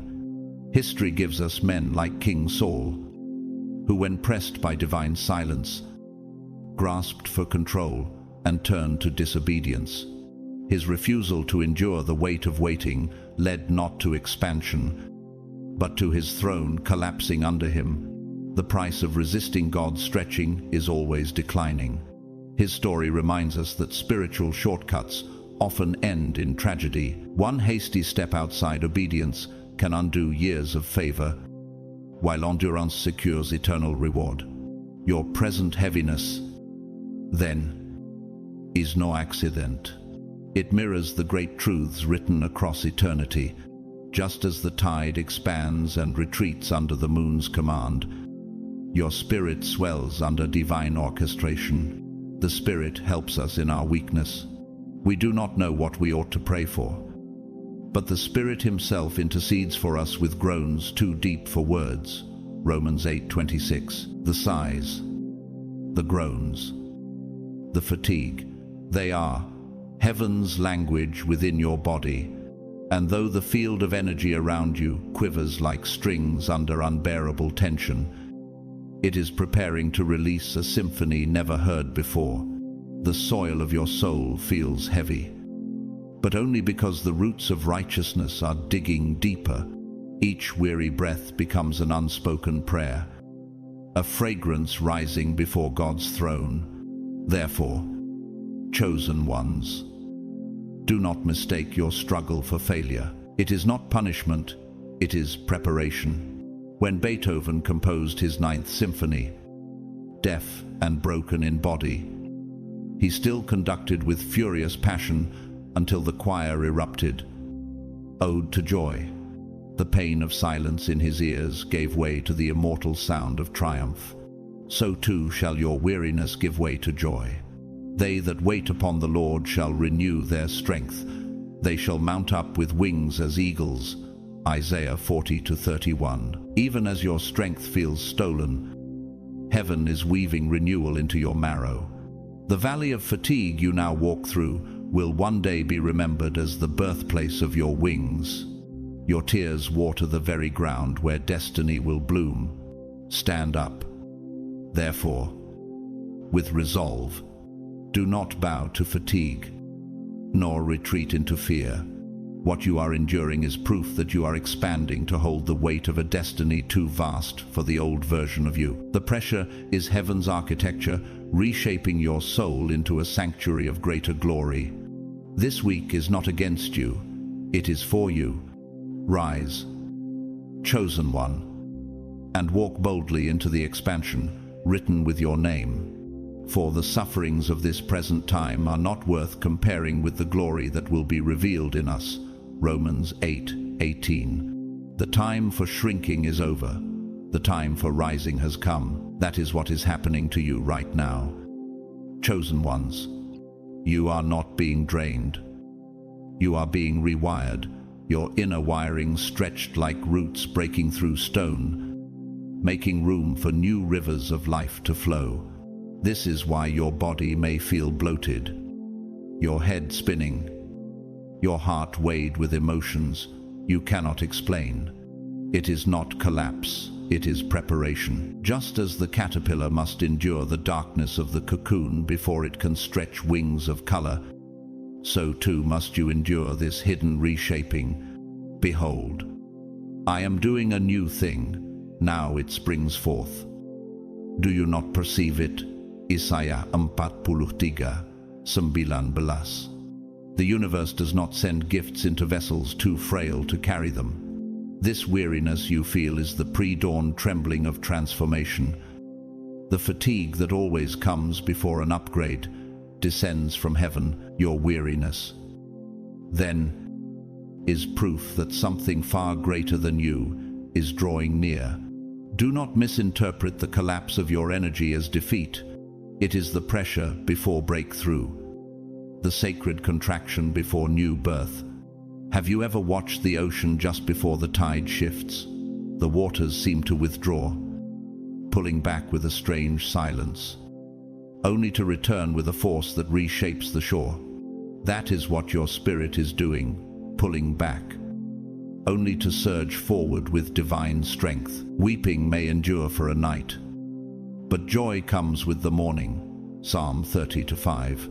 What feels like the end is only the womb of beginning, and when the moon touches Jupiter, it does not whisper, it shouts.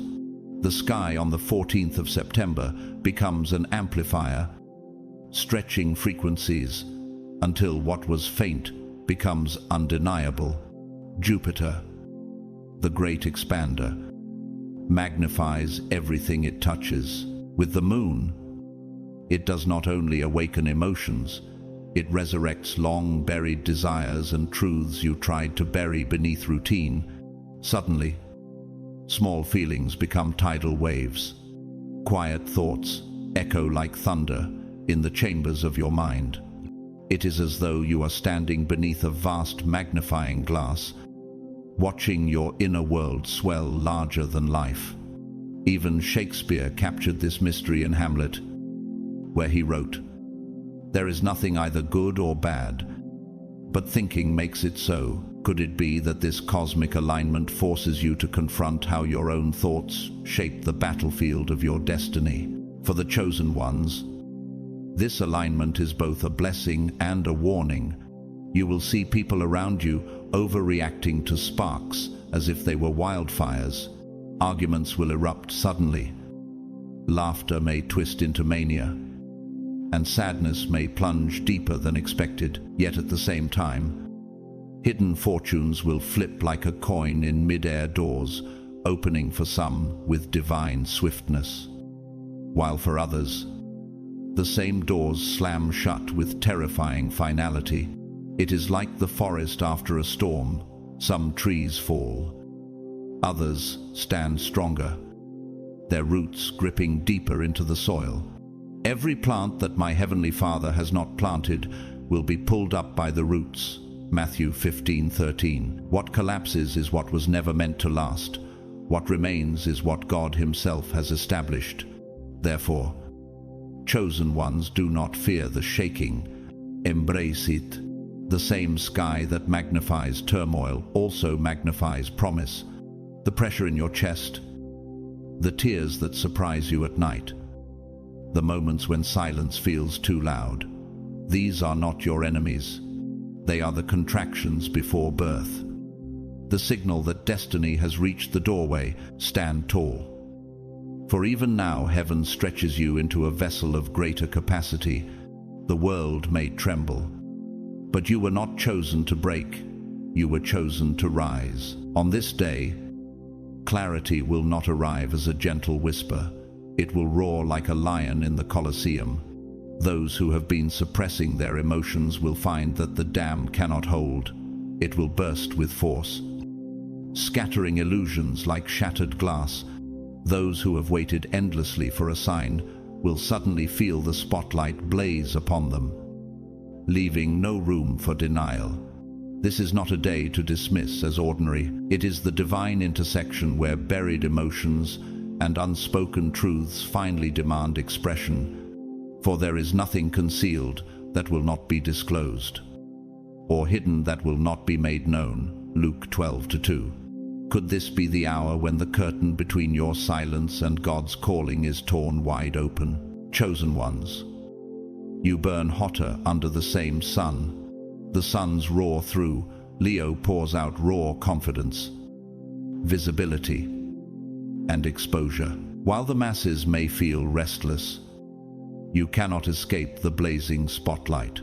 Your presence glows differently this week, and whether you welcome it or resist it, the world is compelled to notice, like molten iron in a forge. Heat reveals your true shape. Arise, shine, for your light has come, and the glory of the Lord rises upon you. Isaiah 60:1. But what do you do when the very light meant to crown you also exposes what others would rather keep hidden? As the moon sweeps past Jupiter, Venus, and Mercury in rapid fire, each alignment strikes like sparks against a firework, amplifying everything within you. Your thoughts carry new gravitational weight. Your emotions reverberate like sound waves in a cathedral, and your presence expands like a resonant frequency, filling an entire chamber. Walk into a room, and conversations falter mid-sentence. Eyes dart toward you with a mix of wonder and unease. Why does your presence interrupt their rhythm? Why does silence suddenly thicken when you arrive? Could it be that you are no longer moving as an individual, but as a signal God Himself has tuned to a higher frequency? Some will stare at you as if you were magnetic, unable to turn away, while others stiffen, unsettled, because your very existence illuminates what they would rather bury. This is why you may notice unusual behavior, lingering glances, nervous laughter, unprovoked hostility. It is not random. For everything that is hidden will eventually be brought into the open, and every secret will be brought to light. Luke 8:17. Your aura this week is like an architectural mirror placed in a city square. It reflects not itself, but the passerby. People do not truly see you. They see their shadows exposed in your light. For the chosen ones, this visibility can feel like standing in the center of an arena, where every gesture and every breath is magnified. Yet pressure is not punishment. It is a sacred stage upon which identity is tested. You are not meant to shrink back into the shadows. You are meant to carry the weight of this visibility, to notice the way hearts shift in your presence, not for their validation, but for your clarity. This heat you feel is not merely solar, it is spiritual compression, like a cosmic frequency tuning your spirit into alignment with heaven's architecture. The universe does not permit you to hide any longer. Vanity may be the easiest chain to wear, but it is also the hardest to break. The sculptor Auguste Rodin, known for The Thinker, once said, "Nothing is a waste of time if you use the experience wisely." In the same way, this exposure is not wasted. It is chiseling you into form. Every awkward glance, every restless reaction is evidence that heaven has turned up your resonance. and the world has no choice but to listen. Therefore, chosen ones, rise into the clarity that demands you. Do not confuse visibility with vanity. Do not retreat when the spotlight grows heavy. What feels like the weight of public scrutiny is actually the architecture of heaven raising a platform beneath your feet. You are being built like a cathedral, every stone of pressure stacked to hold greater glory. The righteous are bold as a lion, Proverbs 28:1. Step forward with courage. For this week is not about survival, it is about revelation, and revelation demands you stand. Even when everything in you wants to run, on the nights of the 7th of September and 8th, the heavens themselves stage a drama no eye can truly ignore. A total lunar eclipse, what the ancients trembled to call a blood moon, will hang suspended in the skies. This is not merely a shadow slipping across the lunar face. It is a cosmic unveiling, as if the very hand of God pulls back the curtain of heaven and declares, "What was hidden must now be seen." The heavens bleed crimson, echoing covenant and judgment alike. The sun will be turned to darkness and the moon to blood before the coming of the great and dreadful day of the Lord. Joel 2:31. And the question cannot be silenced. Is this the sign that long-suppressed truths are finally being dragged into the light of day?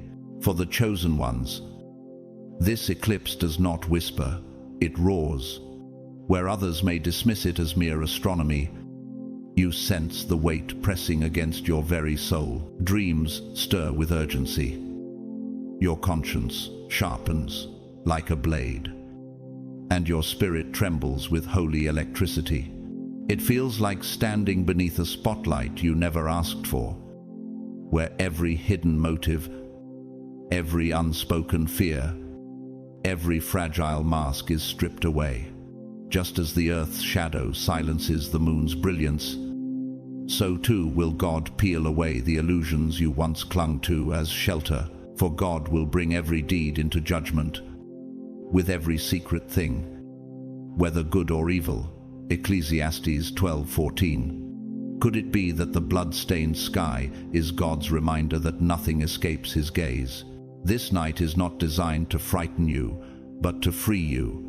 The blood moon is both warning and promise, a warning that false coverings cannot endure, and a promise that truth, once tested, shines brighter than ever before. When the shadow passes and the moon re-emerges, purified from its crimson cloak, it preaches a truth written across eternity.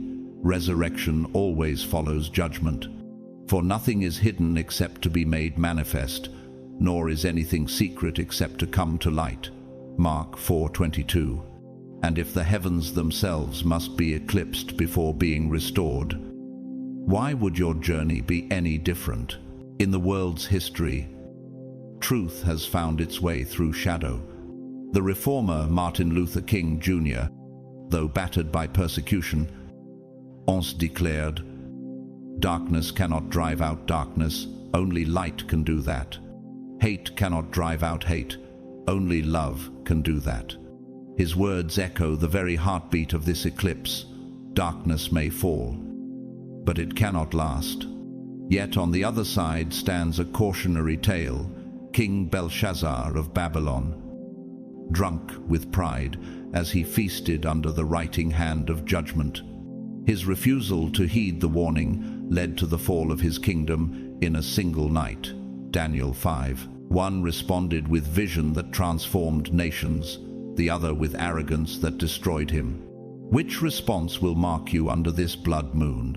Therefore, chosen ones, do not hide from this eclipse. Let its crimson face remind you that heaven's timing cannot be delayed. Just as the shadow creeps, covers, and passes, so too must your trials bow to clarity. What God uncovers, he uncovers to heal. What he strips away, he strips away to strengthen. Stand firm, chosen ones. For this September eclipse is not against you, it is for you. It is the holy reminder that your story is not being written in the fragile shadows of man, but etched forever in the radiant light of eternity. Rise now, for your clarity has come. On the 21st of September, the heavens will stage yet another declaration, a partial annular solar eclipse, where the sun is bitten into a ring of fire. Unlike the blood moon that cloaks itself in shadow, this event confronts you with fire at its edges. Light narrowed but unextinguished, it is as if the sky itself whispers. Even when obscured, the source of light does not cease to burn. The light shines in the darkness, and the darkness has not overcome it. John 1-5. Could it be that this eclipse mirrors your own story, that even in moments of covering, your true fire cannot be extinguished? This is not a symbol of loss, but of resilience. The reminder that light persists even when pressed into silence. And sometimes, it is the very narrowing of light that forces it to appear sharper, more focused, more unstoppable. Nature itself preaches the sermon. Just as certain trees drop their leaves in autumn, not as death, but as strategy for survival, so too does the eclipse remind you that temporary obscurity is not defeat, but renewal. Even the eagle, strongest of birds, disappears into the storm, not to flee, but to ride the wind above it. What may look like disappearance is often preparation for higher revelation. The soil must lie fallow for a season before it yields abundance again. And in the same way, your hidden seasons have been storing unseen strength. Could it be that what felt like absence was always God's strategy for acceleration? The partial eclipse marks the paradox of visibility, part hidden, part revealed. And in that paradox lies your lesson. Destiny often asks you to shine not in full grandeur, but through limitation. For we walk by faith, not by sight. 2 Corinthians 5-7. You may feel that your influence is only a sliver of its true capacity. Yet even a sliver of divine light is powerful enough to ignite transformation. Recognition in this week does not come because all can see you clearly, but because even in partial form, your presence is undeniable. The same way a candle can pierce an entire chamber of darkness, your light, even diminished, terrifies the shadows. And is it not true that God's greatest works often begin in fragments, only to one day reveal the fullness of glory? History echoes this truth. The German composer Johann Sebastian Bach, often overlooked in his lifetime, created music that was not fully celebrated until after his death. His works, once partially hidden, now resound as eternal masterpieces. And is this not the same with the chosen ones, that even when the world cannot fully see the extent of your radiance, heaven already hears the symphony of your destiny? The eclipse is your Bach moment, unseen by some, undeniable by others. Eternal to God, your hiddenness has never been wasted. It has only been tuning the instrument of your soul for the stage of eternity. Yet this eclipse also carries warnings. The narrowing of light is a test. Will you curse the shadow? Or will you trust that the flame behind it is still unbroken? Recognition may come mixed with misunderstanding, praise entangled with envy. Some will glimpse your light and rejoice, others will shrink back, unsettled by what they see. But both reactions testify to one fact: you cannot be ignored. Just as predators of the night grow restless under even the smallest glimmer of fire, so too will the forces that oppose you stir when your light refuses to die. Could it be that resistance itself is confirmation that you are stepping into the fullness of your call? Therefore, chosen ones, embrace this eclipse not as loss but as prophecy. What is obscured will pass, and what remains will burn even brighter. The path of the righteous is like the morning sun, shining ever brighter till the full light of day. Proverbs 4:18. This September eclipse is heaven's reminder that even in your partial visibility, you are unstoppable. Stand firm, not because the world applauds, but because the light of God within you cannot be swallowed. The ring of fire in the sky declares it. You were born to burn without end, and when the shadow lifts, your destiny will blaze forth with a brilliance that even the darkest season cannot undo. The whispers, the glances, the sudden invitations, these are not accidents. They are confirmations that the spiritual work you've done in silence is now breaking open into the visible world. To be recognized is not about fame or applause. It is about the world finally catching up to what heaven already decreed you to be. For we are God's handiwork, created in Christ Jesus to do good works, which God prepared in advance for us to do. Ephesians 2:10. This week, when you notice someone remembering your name, repeating your words, or observing you with unusual focus, do not dismiss it. Could it be that the unseen frequencies of your labor are now resonating so powerfully that others can no longer ignore their vibration? Recognition often comes late, but when it comes, it strikes like lightning, illuminating years of unseen endurance. And though you may feel unprepared, heaven has been preparing you for this very unveiling all along. These moments are signals that your energy field has expanded beyond the capacity of invisibility. Like a bell struck in the stillness of a cathedral, your presence reverberates outward, its resonance impossible to silence. You are stepping into a timeline where your uniqueness is no longer just a private reality, it is being reflected publicly. Arise, shine, for your light has come, and the glory of the Lord rises upon you. Isaiah 60:1. Recognition is not random, it is structural. Like the unveiling of a hidden arch in a cathedral when the scaffolding is removed. Every brick of obscurity you endured was simply preparation for the architecture of visibility now rising around you. Does the world finally admit what it once denied? That you were never ordinary, never forgettable, never disposable? And as the scaffolding falls away, you realize that every hidden season was not wasted, but carefully calculated to shape you into a pillar of resilience. And then comes the strangest phenomenon of heightened spiritual weeks.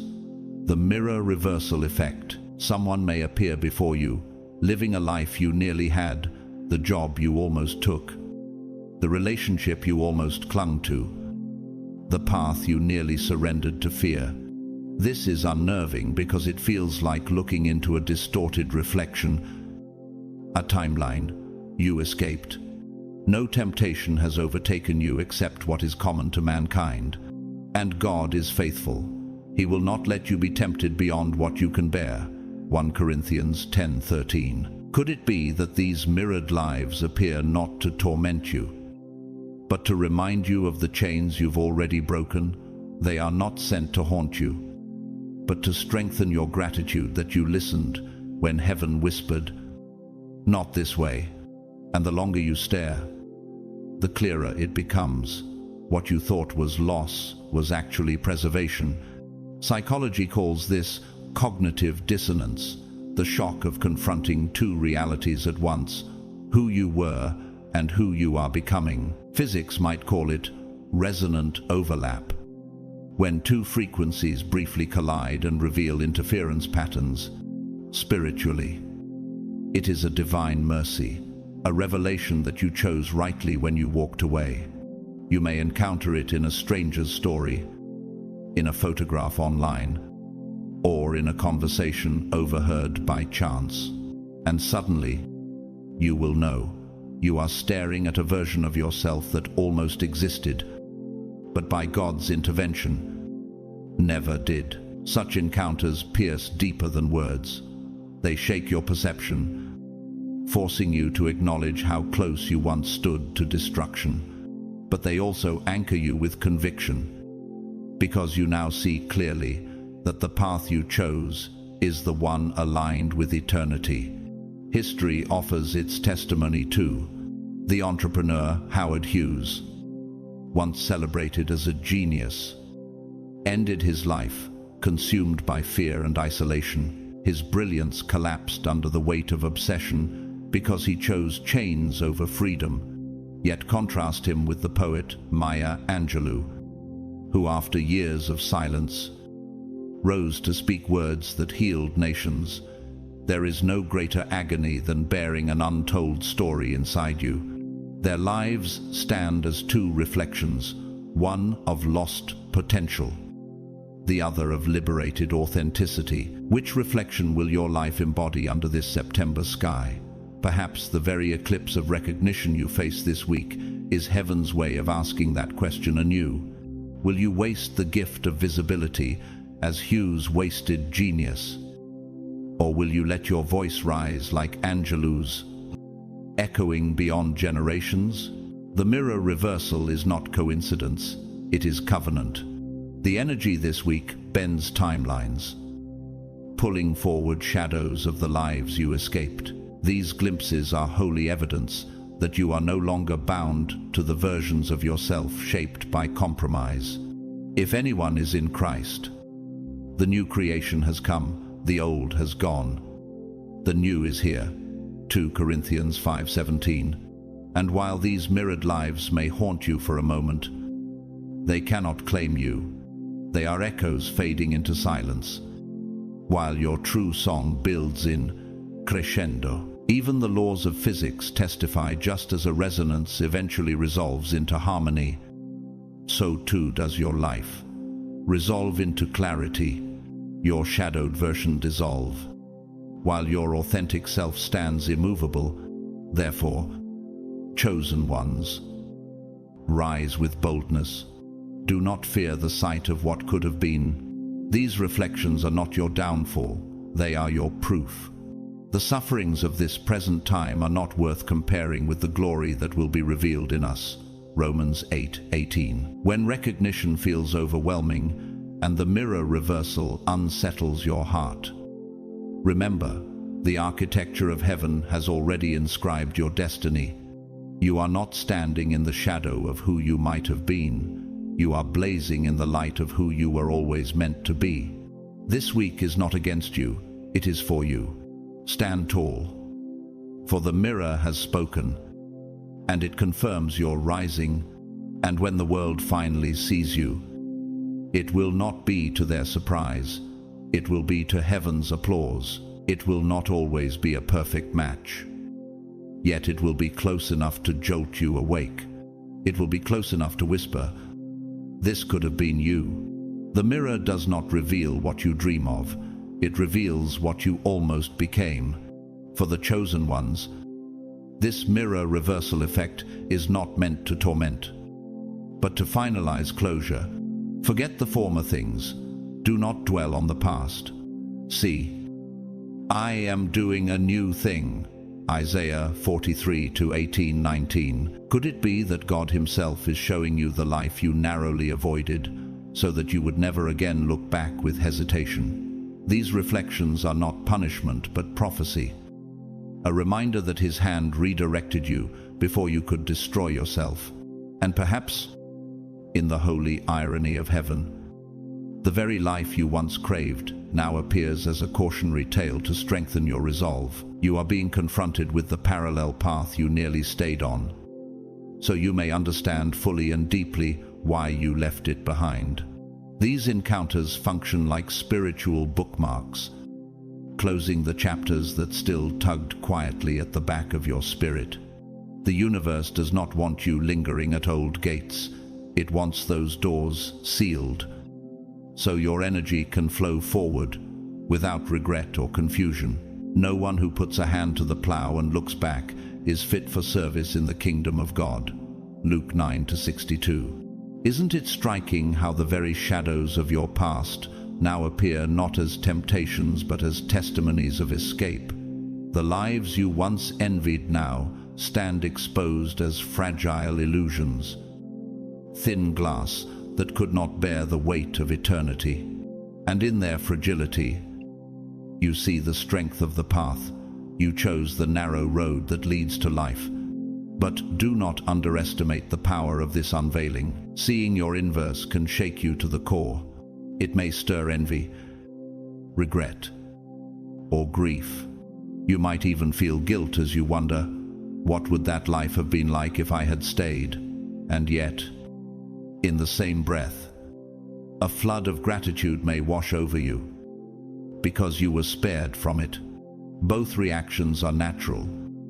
For the mirror reversal is not about fantasy, it is about recognition. You will know the truth, and the truth will set you free. John 8:32. Could it be that the sting you feel is actually the sound of chains breaking forever? Your emotions are not proof of weakness, but proof of release. The aftershocks of a prison door slamming shut behind you.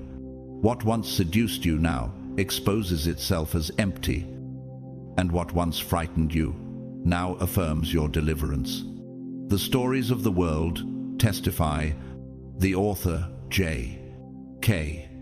Rowling, before Harry Potter, was a single mother, rejected by multiple publishers. She once said, "Rock bottom became the solid foundation on which I rebuilt my life." Had she stayed buried in despair, the world would never have known her gift.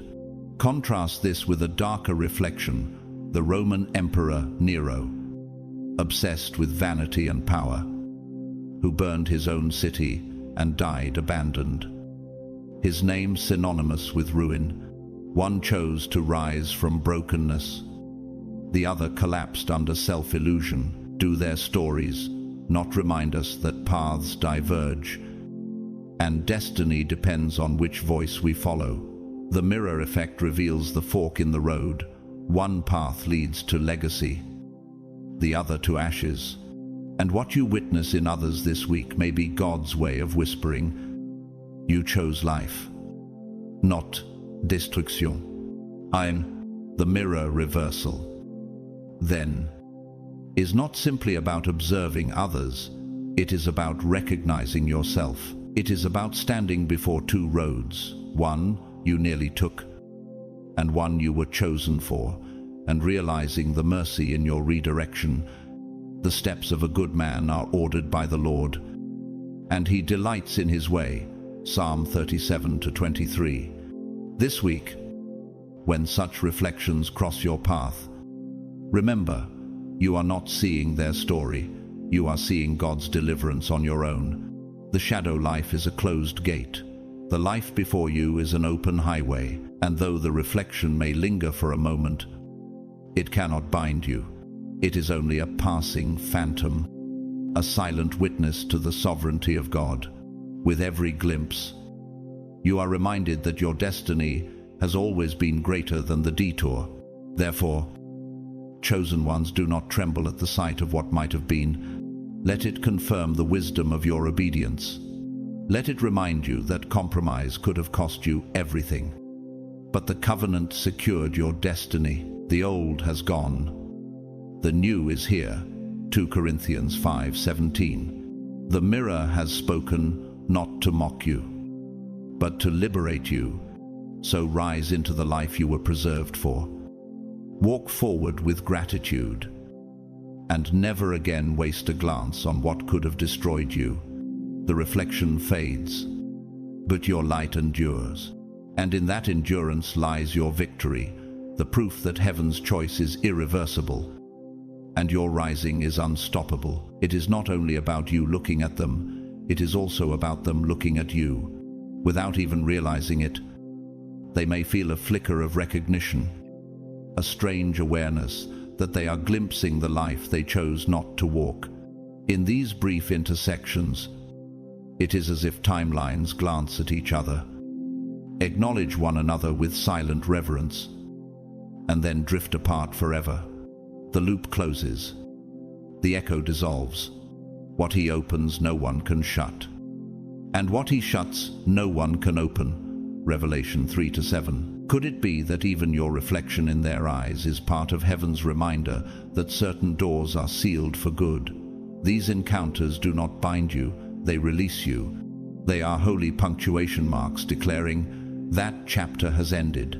And the more you accept this closure, the lighter your spirit becomes, as though invisible chains fall off your shoulders one by one. The karmic branch ends here, and you walk forward lighter than before. This is not punishment, it is confirmation. You did not miss your destiny, you avoided a detour that would have drained you of purpose. The pruning of God always looks painful in the moment, yet it is the very act that keeps the tree alive. Just as a gardener cuts off dying branches so that new blossoms may grow, heaven has cut away what could not bear fruit in your life. Every branch in me that does not bear fruit, he takes away, and every branch that does bear fruit, he prunes, that it may bear more fruit. John 15:2. Could it be that your hardest no's were actually God's greatest yes over your future? What once looked like loss was the soil in which your next harvest was planted. And if the tree of your life feels scarred from pruning, remember, scars on trees become rings of growth, evidence of survival and strength. So if this week you find yourself staring at someone who feels like a distorted echo of you, don't spiral into regret, and don't drown in overthinking. Understand what is happening. You are witnessing a closing door. No weapon formed against you shall prosper. Isaiah 54:17. The reflection may sting, but like the thorns on a rose bush, its pain serves to protect what is truly beautiful from harm. The sight may tempt, as if offering an alternate reality, but in truth, it only confirms the freedom you now carry. Is it not remarkable how shadows disappear when light intensifies? The very sting of recognition becomes proof that you are already walking in the sun, and like the wolf howling at the moon in vain, shadows can make noise, but they cannot eclipse the steady light you now walk in. One you no longer need to peer through. The universe is reminding you that your choices, no matter how difficult they felt, rerouted you toward the destiny you were meant to carry. The steps of a righteous man are ordered by the Lord. Psalm 37:23. Like a river that once threatened to flood, but was redirected into fertile valleys, your life has been guided by unseen hands toward fruitfulness. The reflection is not a chain, but a mirror shattered at your feet. Could it be that what you thought was an ending has always been a redirection toward abundance? Even nature testifies. The butterfly never returns to the cocoon. The eagle never regrets the broken shell it once pushed aside. And just as seasons never rewind, but always press forward, your soul is being moved into a divine rhythm where backward glances lose their power. The great works of art also echo this mystery. In Dante's Divine Comedy, souls wander through illusions of what might have been, only to discover that every detour was meant to point them back to the eternal path. Likewise, what you are seeing this week is not a condemnation, but a revelation. Your story has always been guided by a higher hand. You intended to harm me, but God intended it for good, to accomplish what is now being done. Genesis 50:20. The mirror may sting, but it cannot hold you. The shadow may tempt, but it cannot contain you. And as in Beethoven's Moonlight Sonata, where minor tones first ache with longing before resolving into beauty, your story, too, carries the tension of what was lost, only to find resolution in what God preserved. These echoes are not prisons but preludes, setting the stage for your true melody to rise.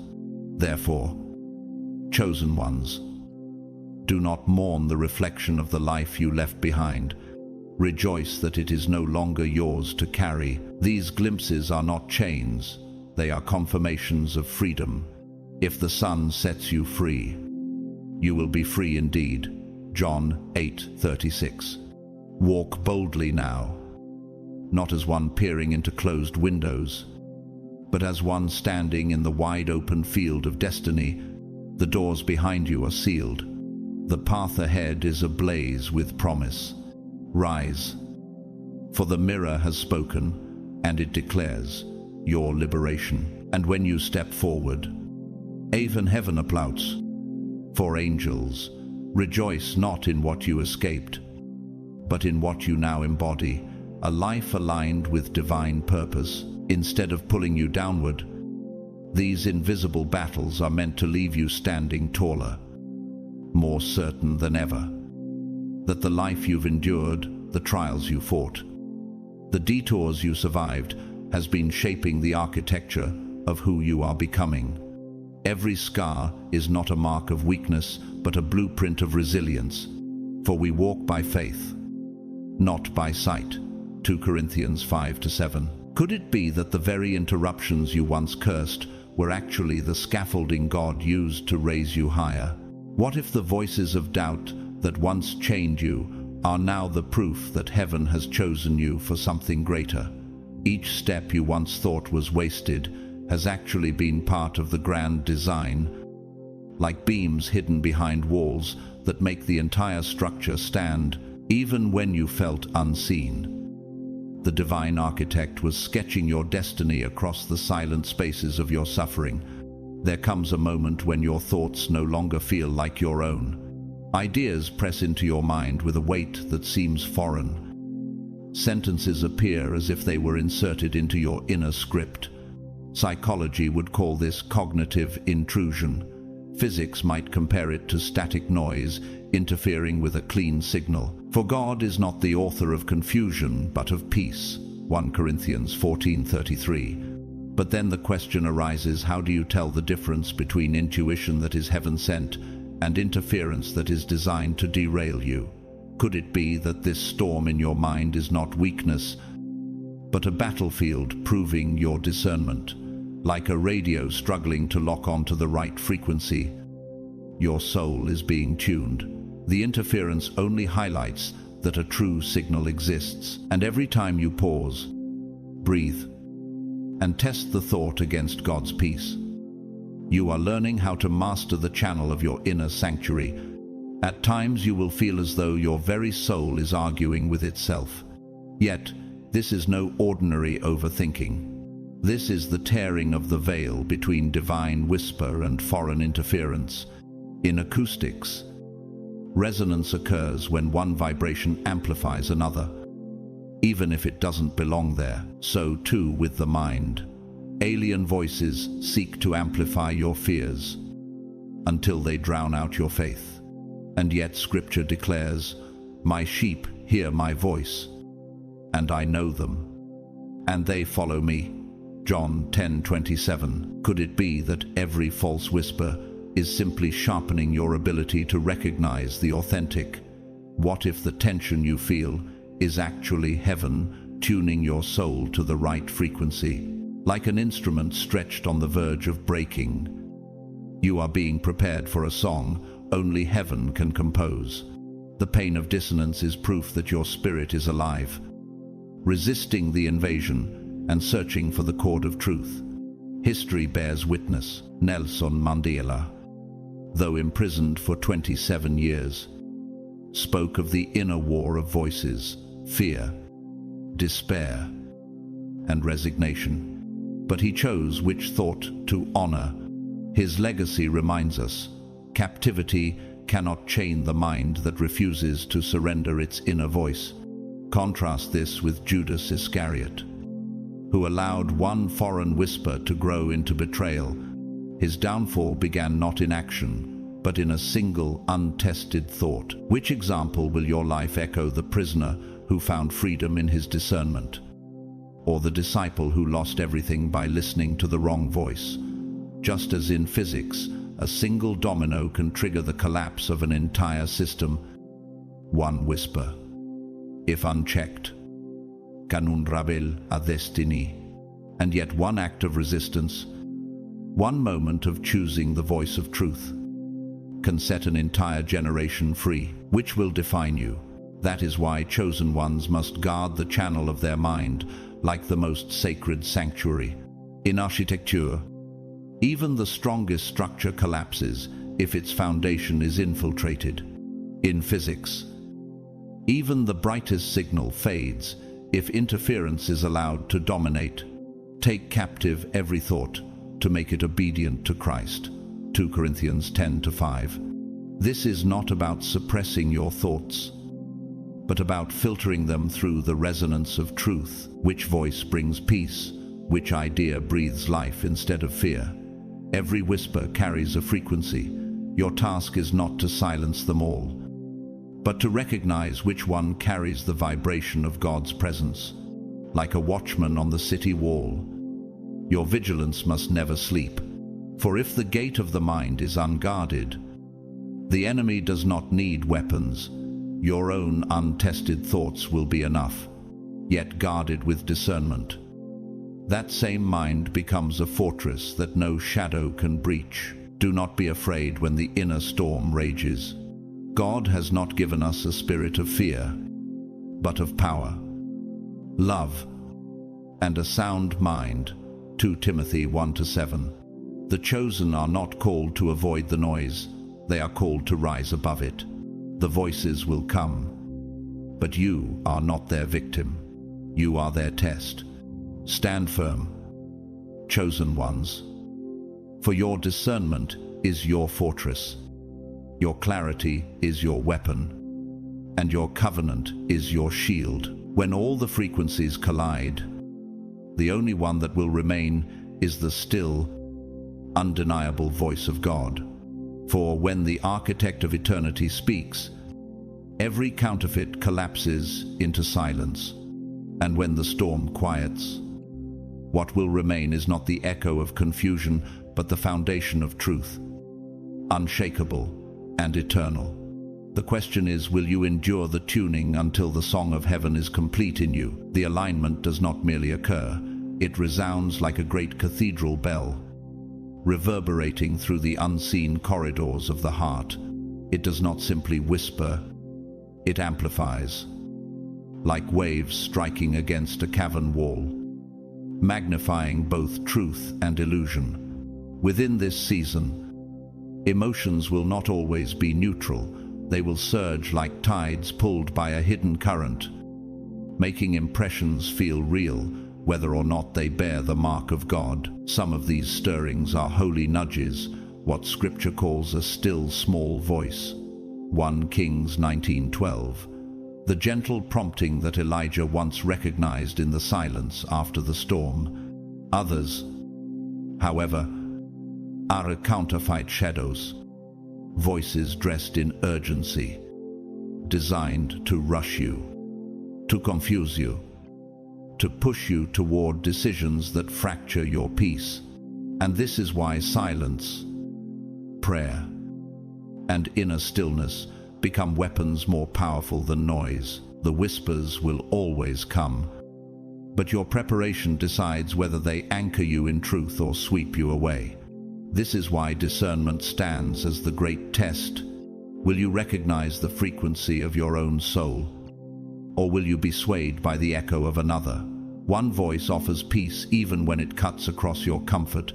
The other offers shortcuts, but leaves behind restlessness. My sheep hear my voice, and I know them, and they follow me.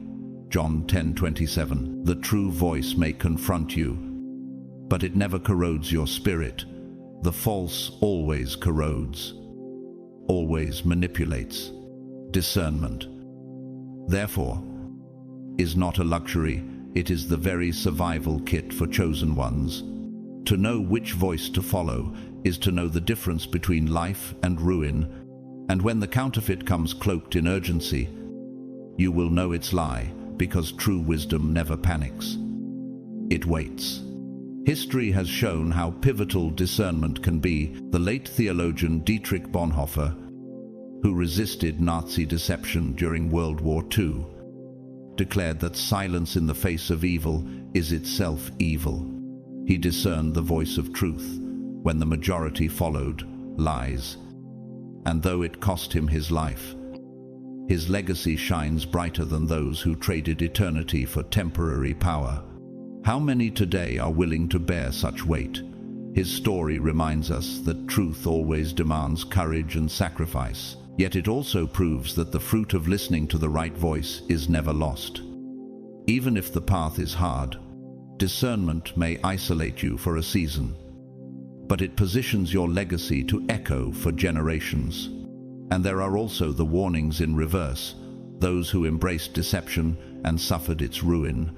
King Saul, though once chosen, allowed the counterfeit voice of fear and impatience to rule him instead of waiting on God's timing.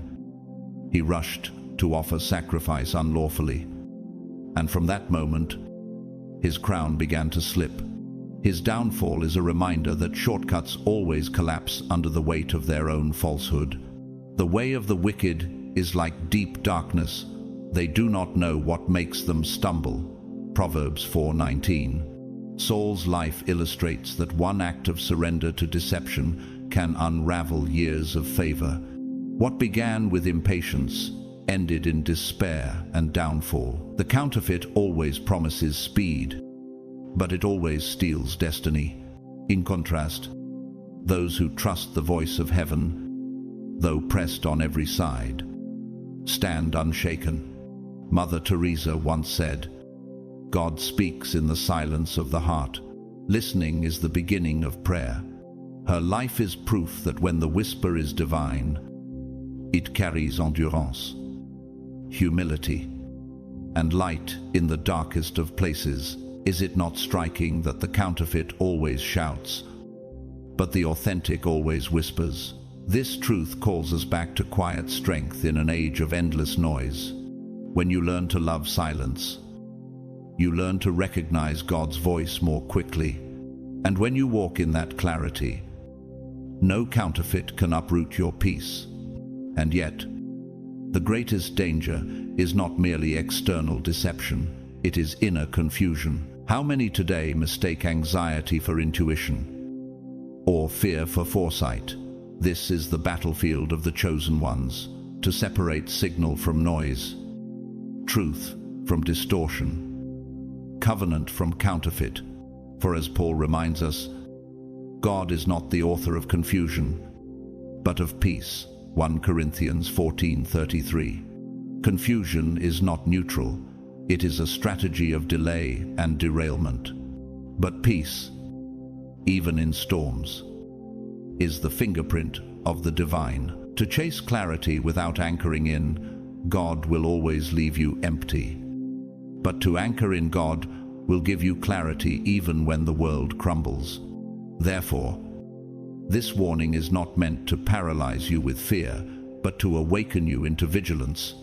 If you sharpen discernment now, you will stand when others stumble. If you hesitate, you risk being swept into currents that drag multitudes away. This is the moment to anchor your soul, to tune your inner ear, to rise into clarity. Chosen ones, stand up, for the whispers will come, but only one is from the Father of lights. And when you follow that one, you will not just survive this season. You will shine as a torch for others still wandering in the fog. For discernment is not just about saving yourself, it is about becoming a guidepost for those too weary to hear on their own. The authentic voice does not rush, it steadies, calms, and aligns. In the third week of September, the atmosphere will feel like a forest. After heavy rain, everything heightened, every leaf glistening, every sound amplified. Do not be surprised if synchronicities come in waves, a lyric drifting through the air, a phrase caught in passing conversation, a line discovered in a book, just as a river carries both nourishment and debris. Not everything that flows toward you is meant to be taken in. Some signs are seeds of truth. Others are merely weeds dressed in significance, waiting to choke your clarity. And this is where discernment separates life from imitation, like knowing the difference between the rustling of the wind through branches and the growl of a predator hiding in the underbrush.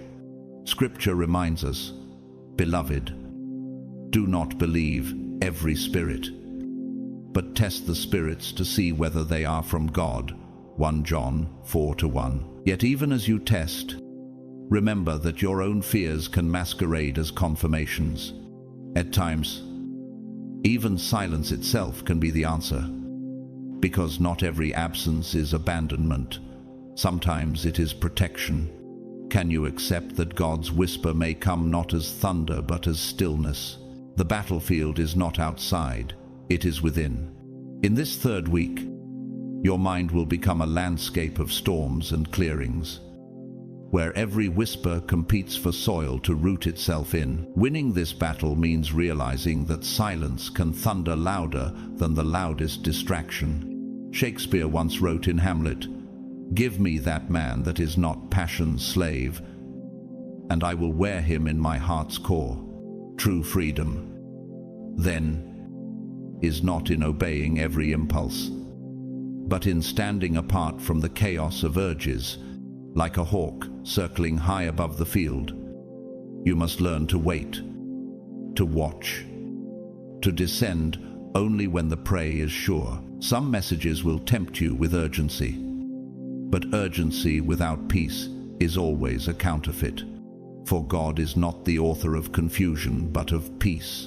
1 Corinthians 14:33. Even nature preaches this truth. The oak does not rush its growth. It deepens its roots before it spreads its branches. And so must you. Your strength will be proven not by reaction, but by restraint. Will you have the patience to let false voices exhaust themselves until only the true one remains? The third week of September is not a door swinging wide open. It is a threshold that demands finality. Think of autumn trees. When the leaves turn, they do not go back to green. Their transformation is irreversible, marking a closure as much as a beauty. This is not about setting new intentions, but about sealing the ones already planted. It is the sound of ice forming on a river's surface, fixing in place whatever still floats above. Leonard Cohen once sang, "The blizzard of the world has crossed the threshold, and it has overturned the order of the soul. So it is here. Indecision will no longer be tolerated. The spiritual order is being stamped, files closed, ties cut, cases concluded, and the word warns us, choose this day whom you will serve." Joshua 24:15. Even the soil teaches us this lesson. A seed cannot remain half buried. It must either break open to life or rot where it lies. Likewise, the soul cannot survive in limbo forever. The longer you delay, the more you surrender your freedom to forces that decide for you. By the end of this week, what remains undecided will be decided for you. A vine that refuses to choose a direction will eventually choke itself. A bird that hesitates too long at the edge of the branch will miss the wind's updraft. The choices you hold in your heart, whether to release, whether to embrace, whether to stand or withdraw, cannot linger in suspension forever. Heaven will not allow perpetual wavering, like the judge's gavel striking wood. The moment will arrive when hesitation transforms into consequence, and in that sealing, you will discover that freedom is not found in endless options, but in alignment with the voice that is true, steady, and eternal. Let your yes be yes, and your no, no. Anything beyond this comes from the evil one. Matthew 5:37. Consider the mountain. It does not apologize for its height, nor the ocean for its depth. They stand as they were created, firm in their place, and so must you. For the time of wavering is over, and the time of clarity is now. Once sealed, it will remain sealed, not for days, but for seasons. The third week of September is less like a casual turn of the calendar and more like the final stone placed into an archway of a cathedral. Once it's set, the structure holds its weight for years to come. Physics would call it a point of no return, a threshold of crystallization where fluid choices harden into fixed reality. Psychology would call it cognitive imprinting, the moment when what you allow to repeat becomes the story your mind accepts as law. So teach us to number our days, that we may apply our hearts unto wisdom. Psalm 90:12. If you've been carrying burdens like bricks hidden inside your chest, this is the week. You either set them down or build a prison with them. The seal does not ask for your dreams, it demands your decisions. And those decisions vibrate outward like frequency, locking your orbit into resonance. What weights are you still holding that heaven never asked you to carry? If you've been afraid to choose, the third week forces choice upon you, because indecision itself calcifies into destiny. Imagine a violin string. If tuned properly, it vibrates in harmony with the whole orchestra.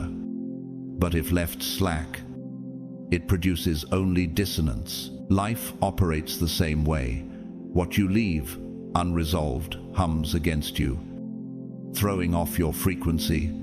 The urgency you feel to resolve conflicts, to confess truths, or to release relationships isn't paranoia.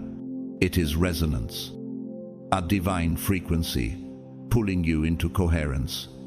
Even the laws of thermodynamics whisper this reality. Energy left scattered always tends toward chaos unless disciplined into order. A double-minded man is unstable in all his ways. James 1:8. That is why heaven presses you here to force clarity where confusion has reigned too long. If you do not decide now, how long will you live trapped in the same cycle of hesitation? To illustrate, Steve Jobs, the visionary co-founder of Apple, he once said, "Deciding what not to do is as important as deciding what to do." Jobs was not only speaking as a businessman, but as an architect of clarity. In that third week of September, you stand in the same place, not called to chase fantasies, but to strip away excess until only the essential remains. What has survived the storms of this year is the skeleton of your true life, the bare architecture of what God intends to build upon. Every plant which my heavenly Father hath not planted shall be rooted up. Matthew 15:13. Everything else, no matter how attractive or familiar, must be dismantled, or it will corrode the foundation. Will you have the courage to uproot what God Himself never planted in you? This is not a time for projecting wishes into the ether, for scattering your attention like sparks on the wind. It is the time for crystallization, for looking directly at what still stands after fire, storm, and silence, and saying, "Yes, this is what deserves to remain." In physics, this is called the phase transition. Water becomes ice, vapor condenses to rain, and the state cannot reverse without great force. Spiritually, this week is your phase transition. Once sealed, what you choose or what you neglect to choose hardens into the architecture of your next season. Choose you this day whom ye will serve. Joshua 24:15. The question is not what you hope for, but what you allow to remain. Can you release what is already dead? Or will you let it cling to your orbit and drag you downward? The third week demands finality. The seal is not cruel, it is merciful, for it gives shape to chaos and stability to wandering hearts. Affirm what must stay, or it will drift away. The door is closing, and when it does, your orbit will be fixed, not because heaven is cruel, but because mercy demands borders. In architecture, when the keystone is set, the arch cannot be shifted again without collapse. So too with your destiny. This is the lockdown of destiny, not a punishment, but a protection. By freezing the right pieces in place, heaven ensures that when the tides of uncertainty rise again, you will not be swept away. Instead, you will be standing on a foundation strong enough to bear the weight of your next ascent. The Lord is my rock, and my fortress, and my deliverer. Psalm 18:2. And what greater comfort is there than to know that the structure of your life is not left to chance, but designed by a divine architect who calculates every beam and every stone? Can you feel the gravity of this moment, where your choices are no longer whispers but cement poured into eternity? You will be shown one thread this week, a golden thread, almost imperceptible, weaving through the chaos. In the noise of the third week of September, when emotions rage, alignments bend the atmosphere, and illusions blur the horizon, this thread gleams softly, thin, nearly invisible, but unmistakable if your spirit is alert. In physics, it is resonance. In theology, it is the still small voice. In art, it is chiaroscuro, the light that makes darkness meaningful. This thread will not arrive with thunder, nor will it demand your attention by force. In fact, most will walk right past it, dismissing it as coincidence, as background static. But to the awakened, it glows like fire caught on silk.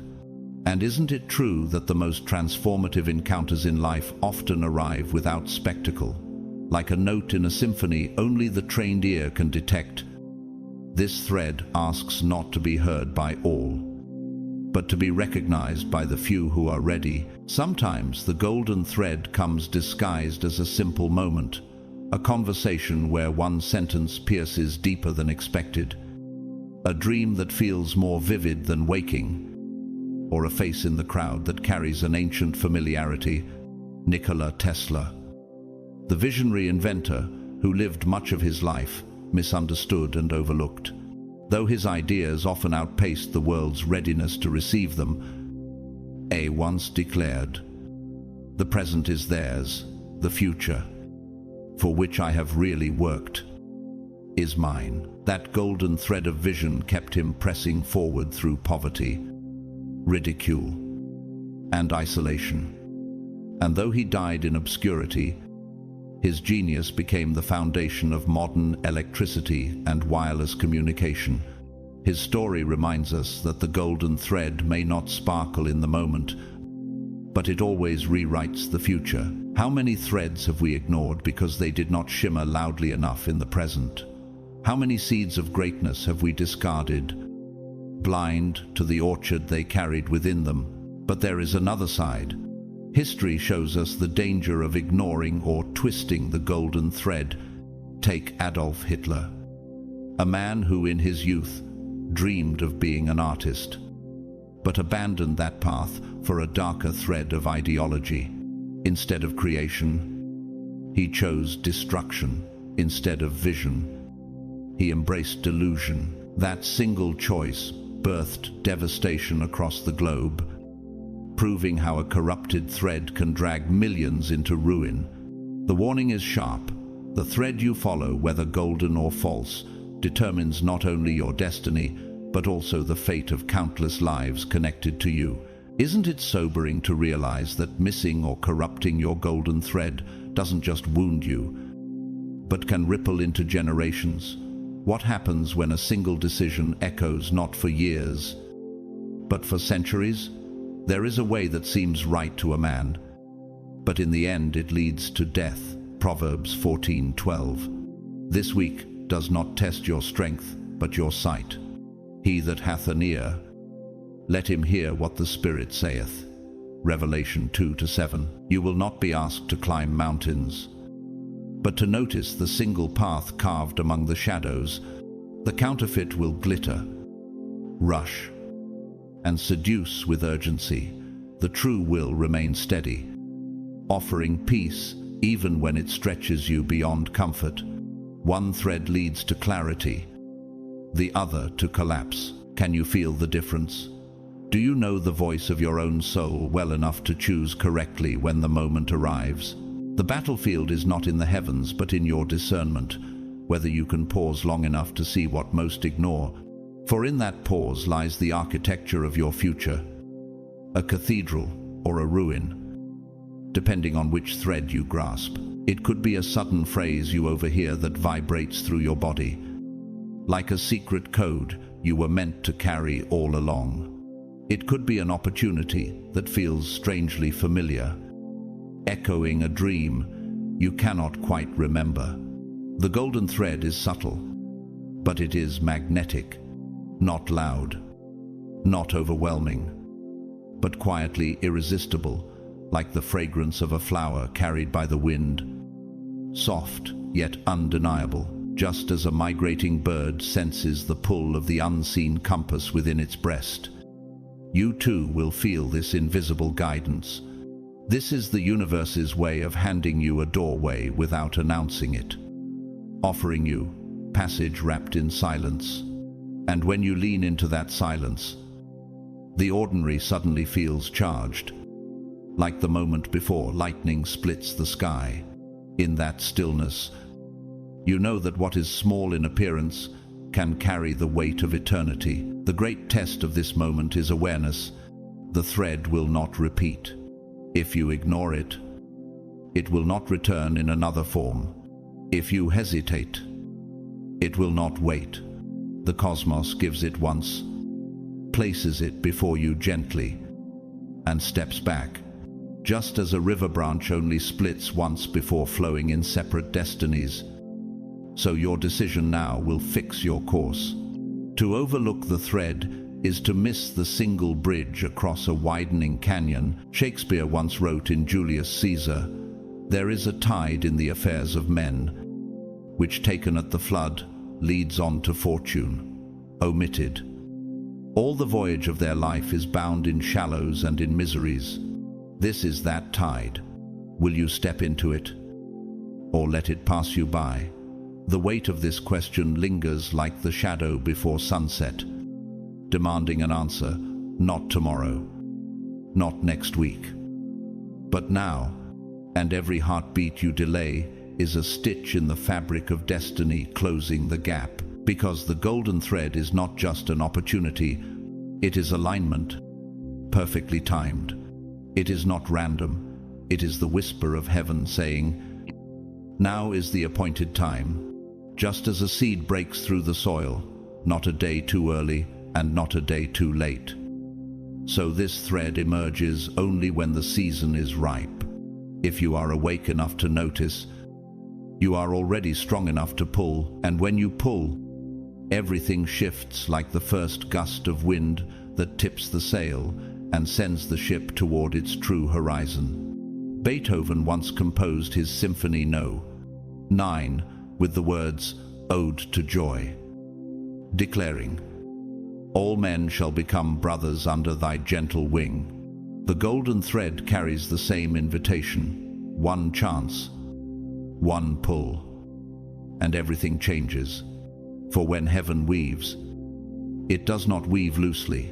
It ties knots that hold the world together. And when your hand grips the golden thread, you do not just alter your story. You alter the story of generations yet to come. If you are still here, still listening, still watching, then I want to pause and thank you from my heart. Your presence in this moment is no accident. You were meant to hear this, meant to stand at this very threshold. And if you can hold the silence long enough to recognize it, then the thread is already glowing in your hand. The world around you may dismiss it, mock it, or overlook it. But chosen ones know it is often the smallest openings that lead to the greatest revolutions. Every saint, every reformer, every soul awakened began with one golden thread that others could not see. And now, that same mystery rests before you, waiting to see if you are bold enough to seize it. chosen ones. The strange warning for this third week of September is not a tale of fear, but of holy preparation. The signs you've sensed, the golden thread placed before you, are not coincidences. They are divine markers, reminding you that God's timing is never late and never wasted. What many dismiss as ordinary days, heaven has stamped with extraordinary weight. And if your spirit has felt the trembling of this hour, then it is because you were meant to rise with clarity while the rest of the world sleeps. This moment is not about panic, but about posture. Will you bend your ear to the whisper? Will you hold steady when the winds of distraction rage? The Lord has already declared in His word, "Behold, I am doing a new thing. Now it springs forth. Do you not perceive it?" Isaiah 43:19. And perception, beloved, is the difference between those who stumble in blindness and those who step into destiny. If this word has confirmed something stirring in you, I invite you to stand with this community of faith.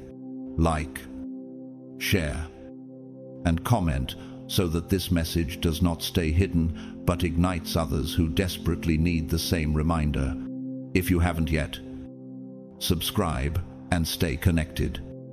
Because the journey for the chosen ones is only unfolding deeper, and whether you have supported this channel through super thanks or simply with your presence, know that my gratitude is sincere.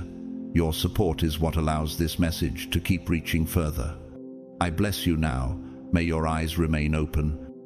May your heart stay sensitive. And may your steps never miss the golden thread when it appears before you. May the God of peace surround you, the Spirit of truth guide you, and the hand of Jesus Christ lead you safely into the days ahead. Amen.